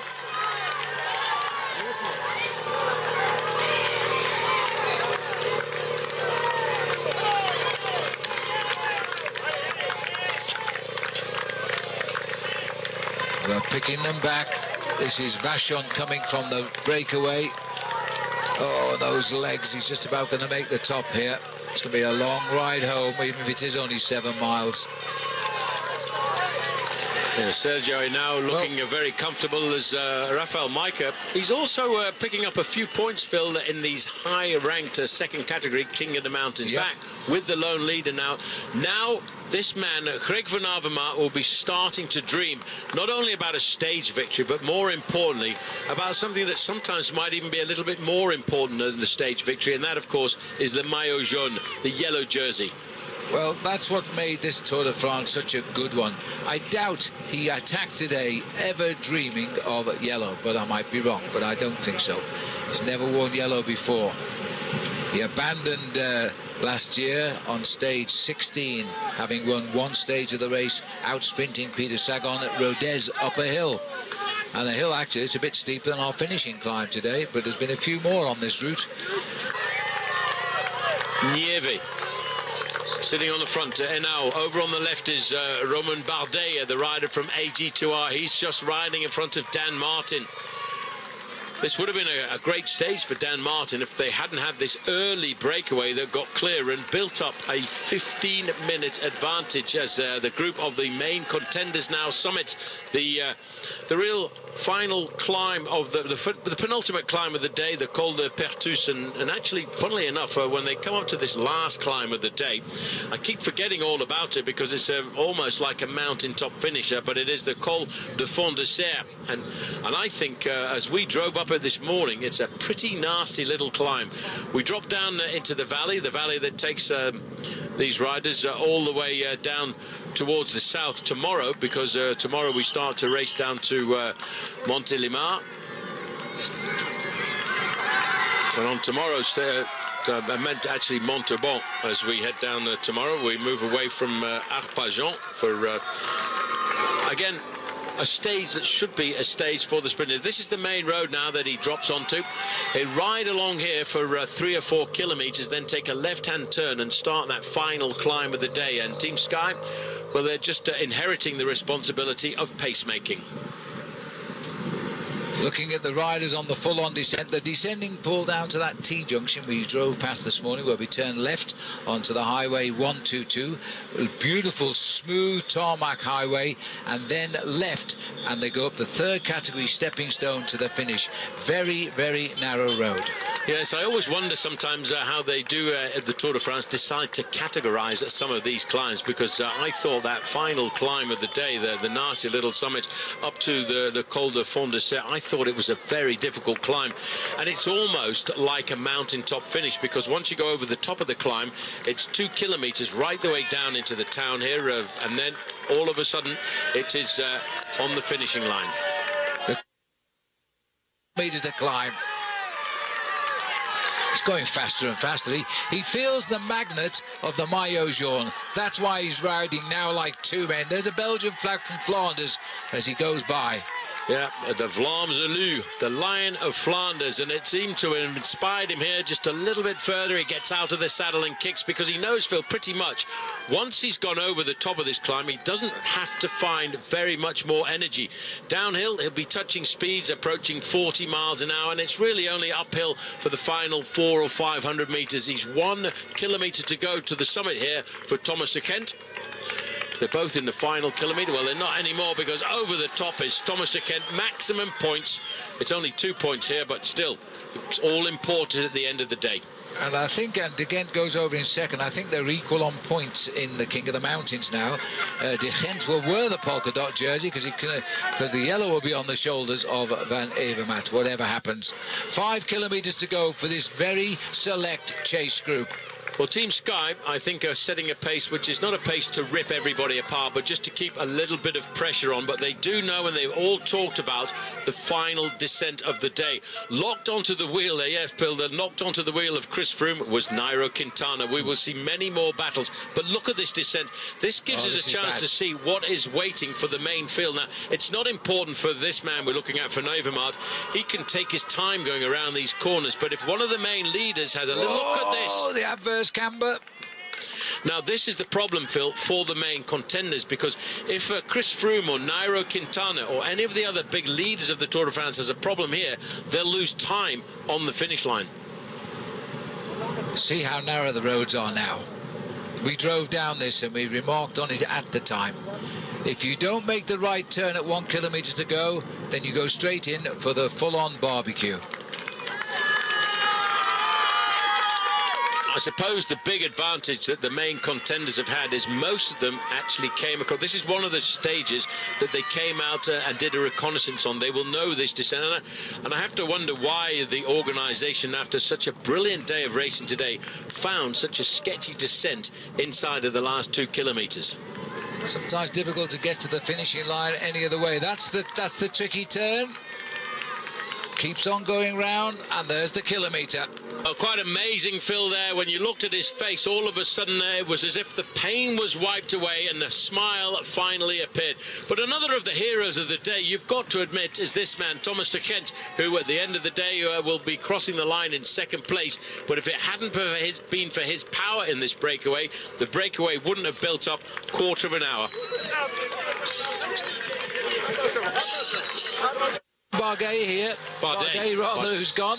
He lives in Clermont-Ferrand. He's more or less the local boy, and he said he was going to try and do it. Quintana's latched on to his third wheel. Valverde's got him. Seconds can be won and lost. Chris Froome has got to wake up, and TJ... Pino has got onto the back of the group as well. Alejandro Valverde is steering Nairo Quintana into a very interesting position.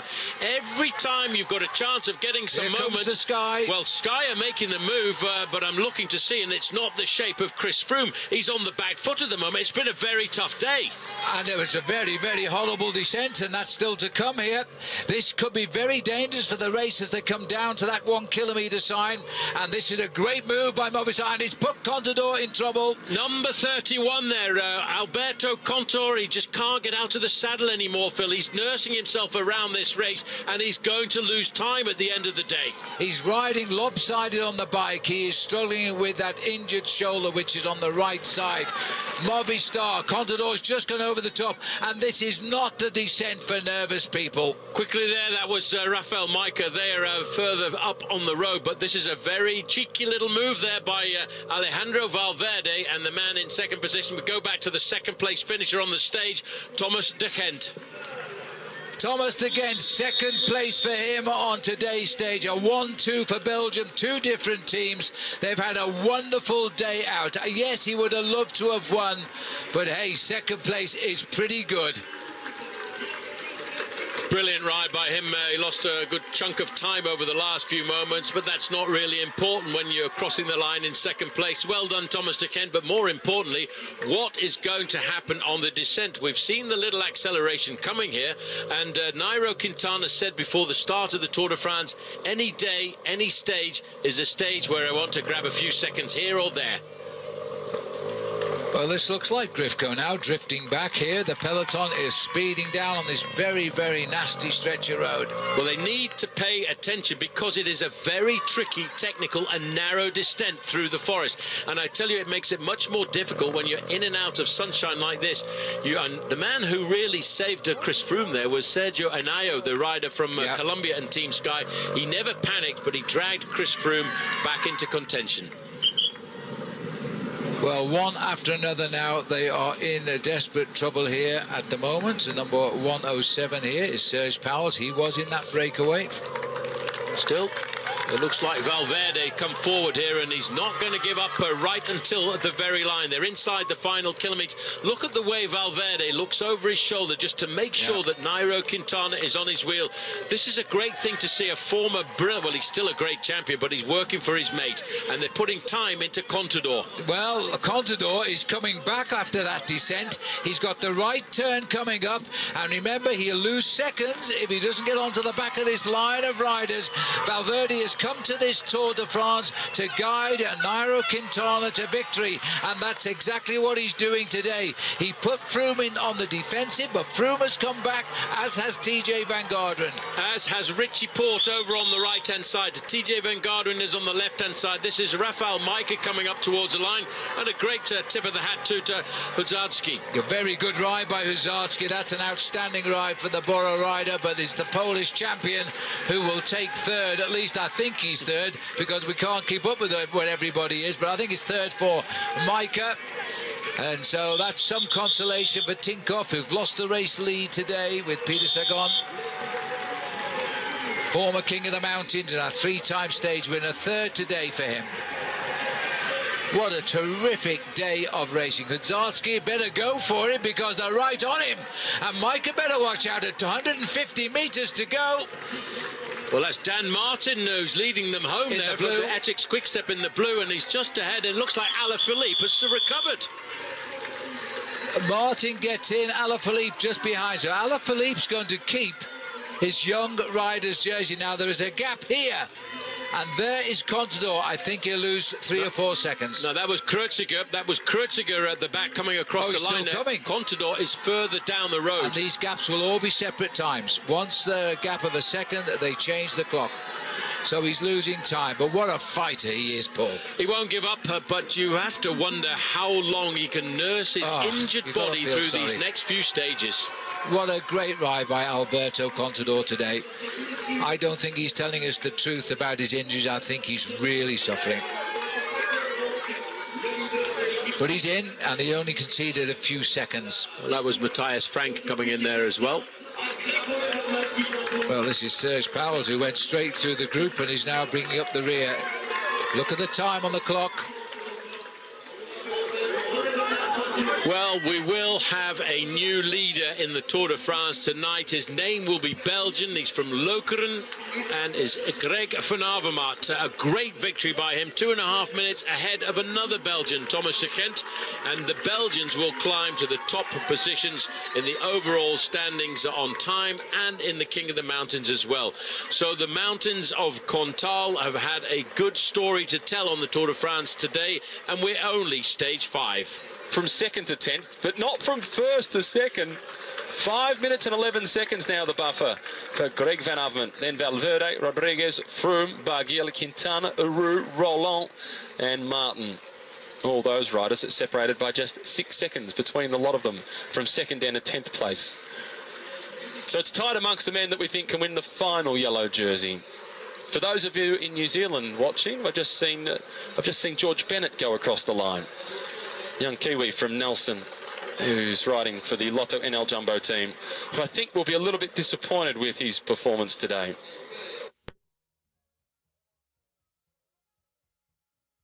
But yesterday the Tour got its first taste of the mountains, and today the journey south continues towards the Pyrenees. But this setting off from Alpe Chaussee is a day where the peloton won't get to enjoy the scenery. There's simply too much at stake. It is a day for the sprinters. Hello and welcome to stage 6 of the Tour de France. This is Matthew Keenan with you. Alpe Chaussee is the host of the start of the stage. It's just to the west of La Lorraine where we finished yesterday. It's still in the massive Centrale. It will provide stunning pictures throughout the day as they descend down towards Montauban for the finish of this stage.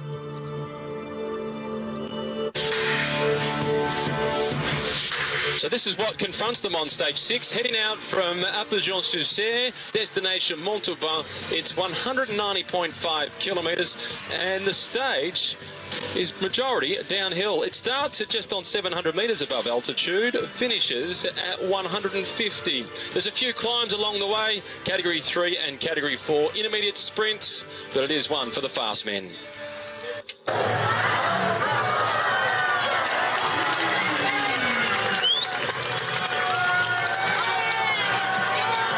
Signing of the cross from Greg van Avermaet in yellow. He's got the handlebar tape in yellow, the helmet as well. Crowning moment in his career for now, but I think there's a lot more still to come for Greg van Avermaet. Flag going in to get racing started. 2 riders getting off the front. Yukiya Adashiro in the pink and blue colours from Lamprey, and Jan Barter in the black colours from Bora Argon 18. And this is the 3rd time that we've seen Jan Barter get himself into a break. He's very much having an impact. 3 minutes and 36 seconds the advantage for these 2 riders. 136 kilometres left to race. The main peloton being controlled by 3 of the teams of the big sprinters who are the favourites to win the day. edX Quickstep in support of Marcel Kittel. Dimension Data in support of Mark Cavendish. And across at Lotto Soudal, they're doing the job to hope that Andre Greipel can reverse the photo finish of a few days ago.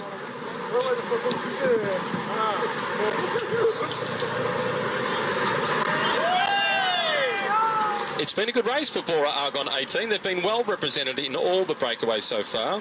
They had one of their riders in the break yesterday. That was Husarski that managed to get into the move. We've seen Paul Voss in the King of the Mountains jersey. Jan Barter has been the most active of the lot of them. They've more than justified their wildcard invitation.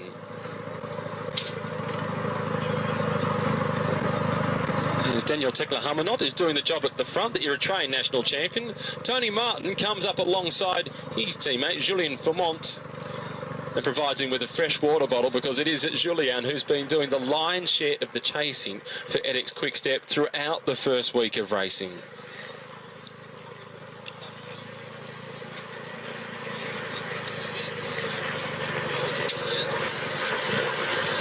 Down through the Lot Valley in the department of the Avignon.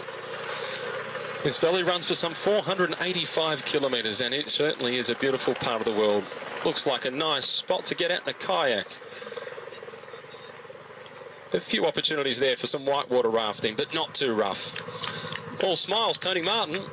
Warmest conditions that we've seen so far throughout this year's race. Forecast top of 32 degrees. There's Marcel Kittel, the first of the riders in the blue colours from edX Quickstep.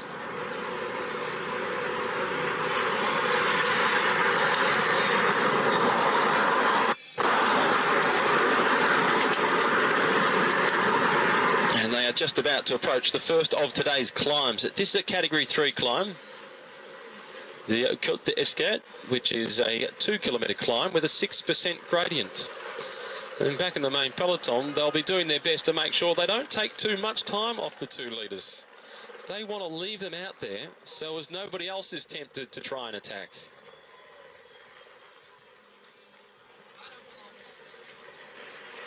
All 198 riders still in the race. And given the damage done to Contador, Bennett and Morkov after their Stage 1 crashes, that's an impressive feat.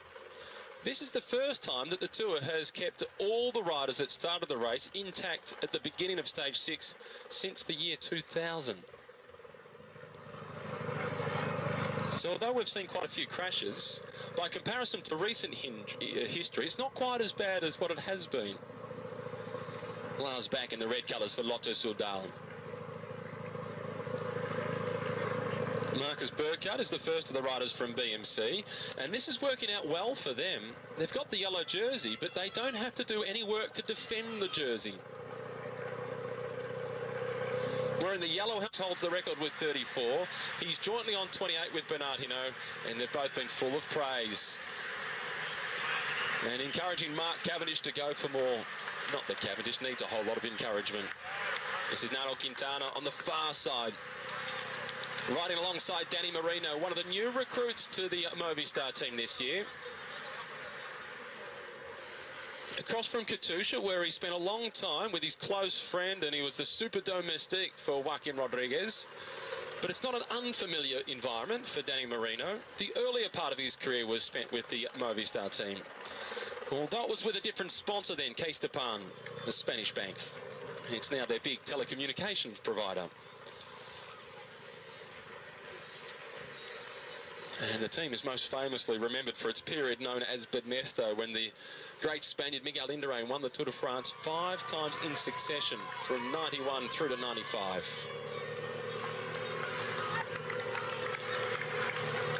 Eritrean national champion Tekla Harmanot is riding alongside the very experienced Austrian Bernhard Eisel.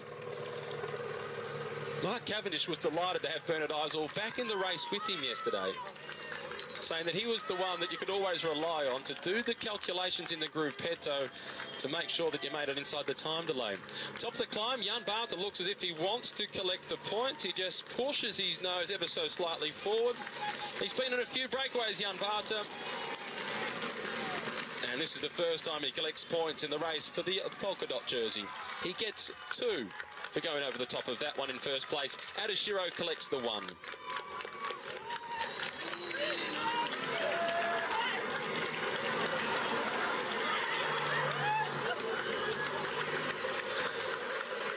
But still a long way off the lead in that classification, where it's Thomas de Gent who leads. He's on 13 points. And yesterday, Thomas de Gent actually ignored team orders. He was told not to sprint for the King of the Mountains points, focus on the stage win. But he wanted that jersey. And today he'll be working for that man, Andre Greipel. Froome could not look more relaxed. Ian Stannard is the man that he rides alongside.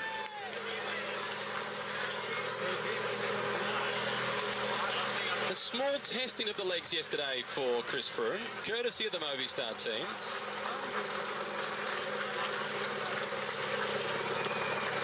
Tomorrow is another rendezvous with the mountains. It's not a mountaintop finish tomorrow. They go over the Col d'Aspin and then have a quick descent down through to the finish line in Lake de Paol. And it's a slightly shorter stage tomorrow. It will be the shortest stage that we've had so far. Not the shortest for the race, but the shortest so far at 162 kilometres. And shorter stages always entice more aggressive racing.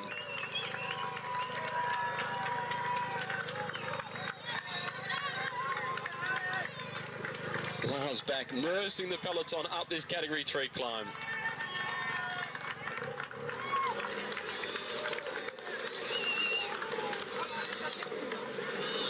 Idyllic conditions for the spectators. There's barely a breath of wind. Stunning conditions. Certainly for those on...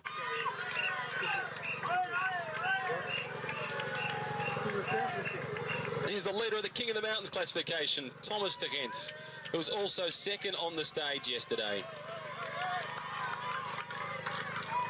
It was quite the ride by Thomas de Gendt yesterday, and he put out a very nice tweet afterwards. Don't want to brag, but I was able to stay for 200 kilometres with Greg Van Avermaet today, the strongest one. I thought that was a nice statement from Thomas de Gendt about yesterday's stage winner. And it was Thomas de Gendt who initiated yesterday's breakaway. And as I mentioned before, the team told him not to go for the King of the Mountains jersey. But Thomas said he defied the orders because it was to realise a childhood dream to be the leader of one of the classifications at the Tour de France. It's his first time doing so at any of the Grand Tours. It was Alex Howes loaded up for the Cannondale Drapac team, making his way across the top of the climb. A couple of questions coming in via Twitter, one of them from Artie Hardwick, asking the question as to whether he's the only one that has noticed that Joaquim Rodriguez is so well positioned in the overall standings. I think part of the strategy, Artie, for Joaquim Rodriguez is that nobody notices. He's just going through this very smartly and very quietly at this stage. I thought coming into this race that Rodriguez would be targeting stage victories, but after his performance yesterday, as he's moved up into the top 5 overall, into 4th position in the overall standings, he's on equal terms with Chris Froome, in fact 3 seconds ahead of Chris Froome. Rodriguez might be hoping to get onto the podium for the 2nd time in his career. I don't think he's a threat to win the race, but he can certainly finish inside the top 3, and things have been going well for him so far.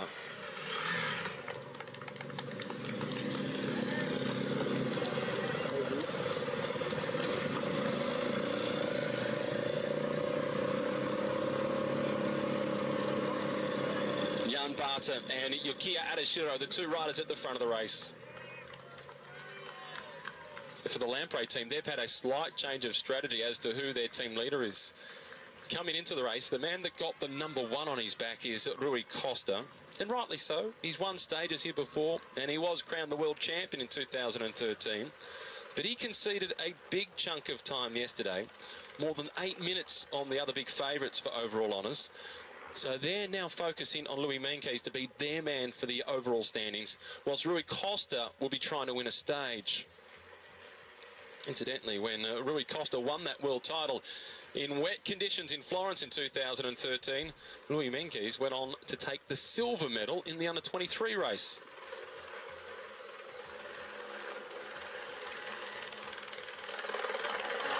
He rode the Tour de France last year, Louis, but he abandoned the race with illness towards the back end of the race. It was early in the 3rd week that he abandoned the race. They mentioned Data or MTM Becker that he was riding with at that point. They had plenty of faith in him. They allowed him to then prepare for the Tour of Spain, where he finished in 10th place. Very good sign for the future, that result.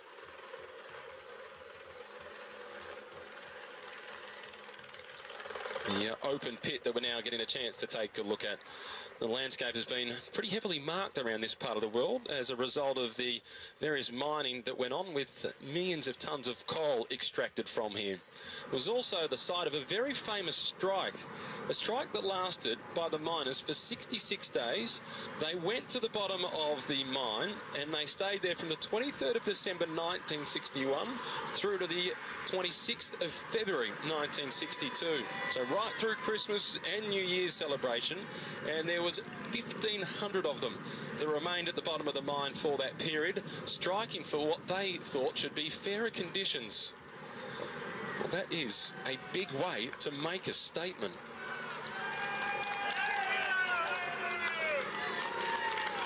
I'm not sure whether they got exactly what they wanted. 2 leaders about to hit the next climb of the day, and it is a Category 4 climb this time around. The Côte d'Aubin is the next one. Pretty short climb at just 1.3 kilometres in length. Adashiro at the front, who has been a winner on French soil in the past. He was the winner of the Tour Limousine some 4 years ago, and a top 10 finisher in the road race at the World Championships in 2010. That was in Geelong, down in Australia. Had the opportunity to be on the ground for that race and see him go across the line in a big bunch sprint finish that was taken out by Tor Hushov.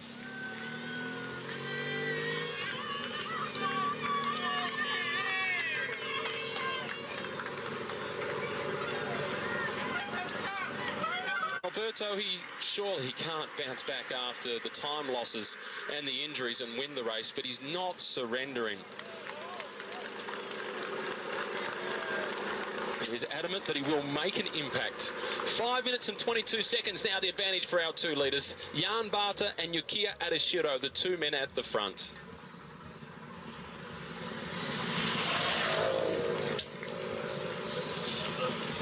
When the race finished in Montauban in 1998, the only other time that it has finished here, the breakaway did manage to survive, but it had a much bigger contingent off the front. There was a group of around about 8 riders.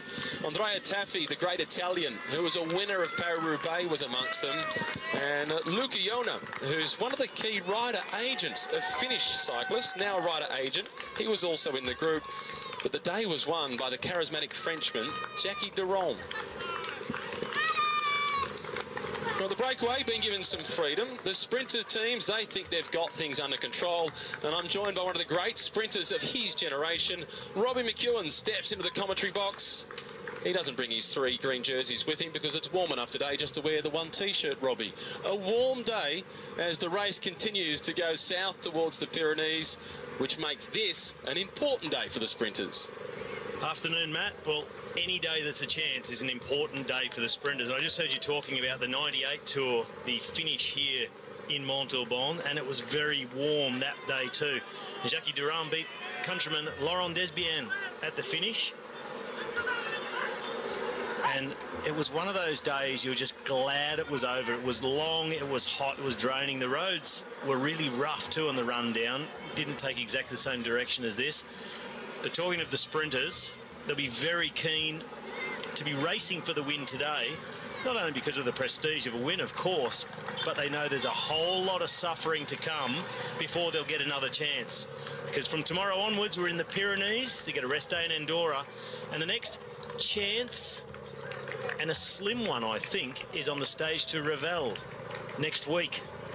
So they'll be giving it everything, and the teammate of this man on the front, this is Lars Bach, his teammate Andre Greipel, the German champion. Well, he'll have everything crossed that everything goes right, that he can do a full sprint and jag a stage win to step up there with Kittel, with Cav, with Sagan, so that all the big names have a stage win so far in this tour. Kittel, Greipel and Cavendish are equal physically. Slightly different attributes, but equal physically. Getting it right, team support can be crucial. Fabian Cancellara on the far left-hand side of the screen. We just had the question via Twitter from Jamie Narragon asking whether we think that Fabian Cancellara will abandon the race to prepare for the Olympic Games. I'm not so sure, because the back end of the race goes into Switzerland. And the final rest day is in Bern, in the Swiss capital. So I'm absolutely convinced that Fabian Cancellara will be riding right the way through to there, which is almost at the end of the race. So I think he'll go all the way through to Paris in his last Tour de France. They're my thoughts anyway. I think he'll go all the way too, although it would be just a really short, easy trip home from after the stage in Bern and the rest days there. So he could just go home and stay home. That's a rest day for you. Sharing the points. Category 4 climb this time, and it's Arashiro who will go over the top in first position. This is the Côte d'Aubin. 1 point to the tally of Yukiya Adashiro in the race for the King of the Mountains jersey, which today is being held by Thomas de Gent after his big escapade in the breakaway yesterday. But yes, Matt, bad jokes aside, I agree with you. I don't think Cancellara is going to go home early. I think he will finish the tour. Yesterday, Thomas de Gent told us that he ignored team instructions. They told him not to sprint for the King of the Mountains prize, to save everything and put it into the basket for the stage victory. And he said, well, I've won a stage in a Grand Tour, but I've never worn a leader's jersey, and I want that polka dot jersey. And he went and got it. Good move. And Thomas de Gent is renowned for his stubbornness, because a few years ago he was riding for Vacansoleil, and they got a start in the Tour. So they said to Thomas, great, we're riding the Tour, you're riding the Tour. He said, oh no, I can't, and I won't. We've been planning for 9 or 10 months now to get married, myself and my fiancée, and it's on the first Saturday when the Tour is scheduled to start, so I'm sorry, but I can't be there, and I won't be there. And when he gets something in his head, he just does it, and yesterday's a good example of that. Don't do the mountain sprints, he does the mountain sprints, although in fairness, the first one, he did a couple of hard pedal strokes, looked around, there was no challenge. They said, okay, they're letting me have these. The rest was just being a part of the breakaway. Didn't really have to sprint that hard to get them. So, you know, disobeying team orders is sort of a half and half. He didn't have to sprint, so nothing against him getting them. And now he's in polka dots. And I think he probably thought to himself too, Van Avermaet's got me covered uphill, and I'd like to get something out of this. I don't think getting those mountain points was the difference between him challenging Van Avermaet and getting dropped. Definitely not, but the question has to be asked, how many cyclists organise their wedding in July? It's like a football fan organising their wedding on grand final day. Breakaway group of 2. Adashiro at the back for the Lamprey squad. New team for Adashiro this year. He adds another point to his tally in the race for the King of the Mountains jersey. He spent most of his career riding with the Direct Energy team, although the sponsor was Europcar, and he became, along with Beppu, the first Japanese rider to finish the Tour de France some 7 years ago. But Merida, they want to make an impact on the Japanese market, obviously, so they've got themselves Arashiro, who... he's not just on that team because of that Japanese connection and the bike sale option. He's a class bike rider. He's on there because he's good. He's been top 10 at the World Championships and a winner of the Tour Limousine. And along the rest of the bunch, they know they're just going to roll in, not lose time, wait for tomorrow, the big mountain stage. But again, there's always that fight on these flat stages towards the end. It's not just the sprinters and their teams, but the riders of the general classification and their teammates trying to keep them in front, avoid any little splits in the peloton and a loss of time. It makes it really very dangerous at the front of the bunch, with basically everybody trying to be in the first 20 positions. And of course, it doesn't work, 20 positions into 120 guys. It's a really big game of musical chairs, and the music stops, and there's not enough chairs for everybody. They are talking at the UCI about extending the 3 kilometre rule as we know it now. So if you have a crash or a puncture, you get the same time as the bunch. They're talking about extending that out to 5 kilometres now. So I'm hoping that, for the riders' sake, does come through and gets approved. It will stop some of the nervousness, I think, to a certain extent, at least on the easier finishes. But still, the problem is that splits can occur even within the last kilometre, and you could end up losing 10 seconds while, you know, running 40th in a bunch sprint. You could still lose a lot of time. And just to note that that ruling only applies to flat stages, not mountain stages. King of the Mountains jersey on the shoulders of Thomas de Gendt. He's got the bike, and that was ready and waiting for him. He's on 13 points in the race for the King of the Mountains jersey. In second position is yesterday's stage winner, the overall race leader, Greg Van Avermaet. He's on 11 points. Jesper Stuyven is in third position on 5 points. So there's 3 Belgians at the top of the table in the race for the King of the Mountains jersey. Jan Bata and Yukiya Adashiro, the 2 riders off the front. Robbie, back to that conversation that's been had a lot in the last few days about safety in the final few kilometres. What can be done to try and make it better, less chance of crashes? Sir Dave Brailsford, the manager across at Team Sky, was asked the question, and his response was pretty short and blunt. Fighting for position goes with the territory. It's a bike race. Grow up, everybody. It's a very simple way to put it, but... and I would have no problem with that as a rider. Say, yeah, some can do it, some can't. But I think on flat stages where nobody's realistically going to lose any time coming into the finish, I'd like to see a sort of 3 kilometre to go time check. But the problem with that is, on the other side, that if guys know, I can't lose any time once I get inside 3 kilometres, 3K to go, you start get guys just sitting up pulling out to the side or splitting the peloton almost on purpose, and you get guys coming in like Brown's cows, and it also doesn't look very good. You want to see everybody racing for the finish line, so I get why they are hesitant to do something like that as well. So that's answer of Dave Brailsford is the easy one. Just get over it and get on with it. Yeah. Well, Brailsford is in a position where they've got such a strong team to support Chris Froome. They're not as affected by it as some others. You look like you're deep in thought, Robbie. I wonder what he'd say if a sprinter, for instance, said Froome was in my way, so I just dropped the shoulder into him a bit. Oh, sorry, I didn't mean to make him crash and break his collarbone and he's out of the Tour. Oh, well, Dave, like you said, grow up. Get used to it. This is Marcus Burkhardt on the front for BMC. Things working out perfectly for the team today. There's a lot of former stars on the race that continue to work, Robbie. People like Stephen Roach and Sean Kelly. And I have seen both of those. Sean Kelly we see in commentary, and Stephen Roach working with Skoda here on the Tour with VIPs. Had a good chat to him the other day. Still enjoying being here in France. 95 kilometres still to race. Back of the peloton with number 39, Michael Valgren. One of the riders eligible for the white jersey of Best Young Rider, but not targeting that because he's supporting both Peter Sagan and Alberto Contador. Also saw at the back there momentarily, Cyril Gutier, number 46 from AG2R Le Mondial, who was in the breakaway yesterday, and he made no excuses. He said, I just wasn't strong enough.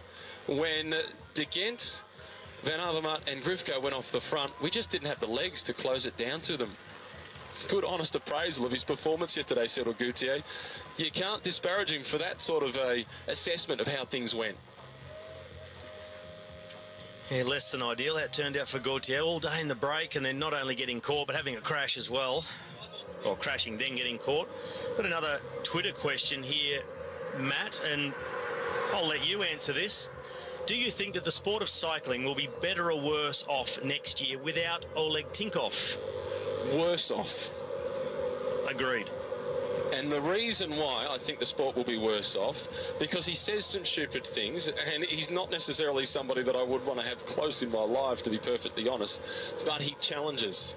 And he pushes the envelope. Sometimes he goes over the line, but he challenges the race organisers. He challenges the governing body, the UCI, and his intention is actually always good.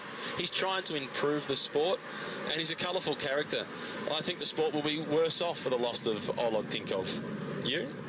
Yeah, I think the sport will be a lot worse off, especially because it's a team that employs a lot of people. That's the number one reason. There's all the other things that he's quite entertaining to have as part of the cycling fraternity. You see any of the footage of him watching at the finish line on stage 2 when Peter Sagan won? I haven't seen it. Okay, well, you can't repeat any of what he said, but he gave everybody around him directions as to where to go, and it certainly wasn't PG. He was pretty happy with the win for Peter Sagan. Oh, well, that's typical Oleg as well, but you take the good with the bad, but whatever he does, right or wrong, whether you agree with it or not, it is entertaining. It is. And he puts a lot of money, or has put a lot of money into cycling over the last few years. Started with a pro-continental team named after himself. Then he was behind the setting up of the Katusha team originally, was ousted. It was a bit of a coup going on there, and it's not unusual in Russian sport. Did you have any dealings with him when you were with the Katusha team? I did. He was the man who brought me to the team in the first place. He was setting up the team, and he offered me a contract to go and ride for Katusha, which I accepted. And only a month after that, he was gone from the operation, which I found quite puzzling. But there you go. He was gone, but he said, I will come back to cycling. And a man of his word, he came back, set up his own team, not without controversy, taking over the Rees-owned Saxo team. Now Tinkoff again, and as soon as he's got it all up and running with some of the best in the world, including probably the best, I think his worth, what he brings for a sponsor, having Peter Sagan on the team, as soon as he's got all that set up, as he leaves again. It's a bit of a shame. It is a shame. This is Peter Vakok, who's now on the front. We haven't seen too much of him yet. Rider from the Czech Republic. He's in his first Tour de France, but they've got confidence in him, rightly so, this team.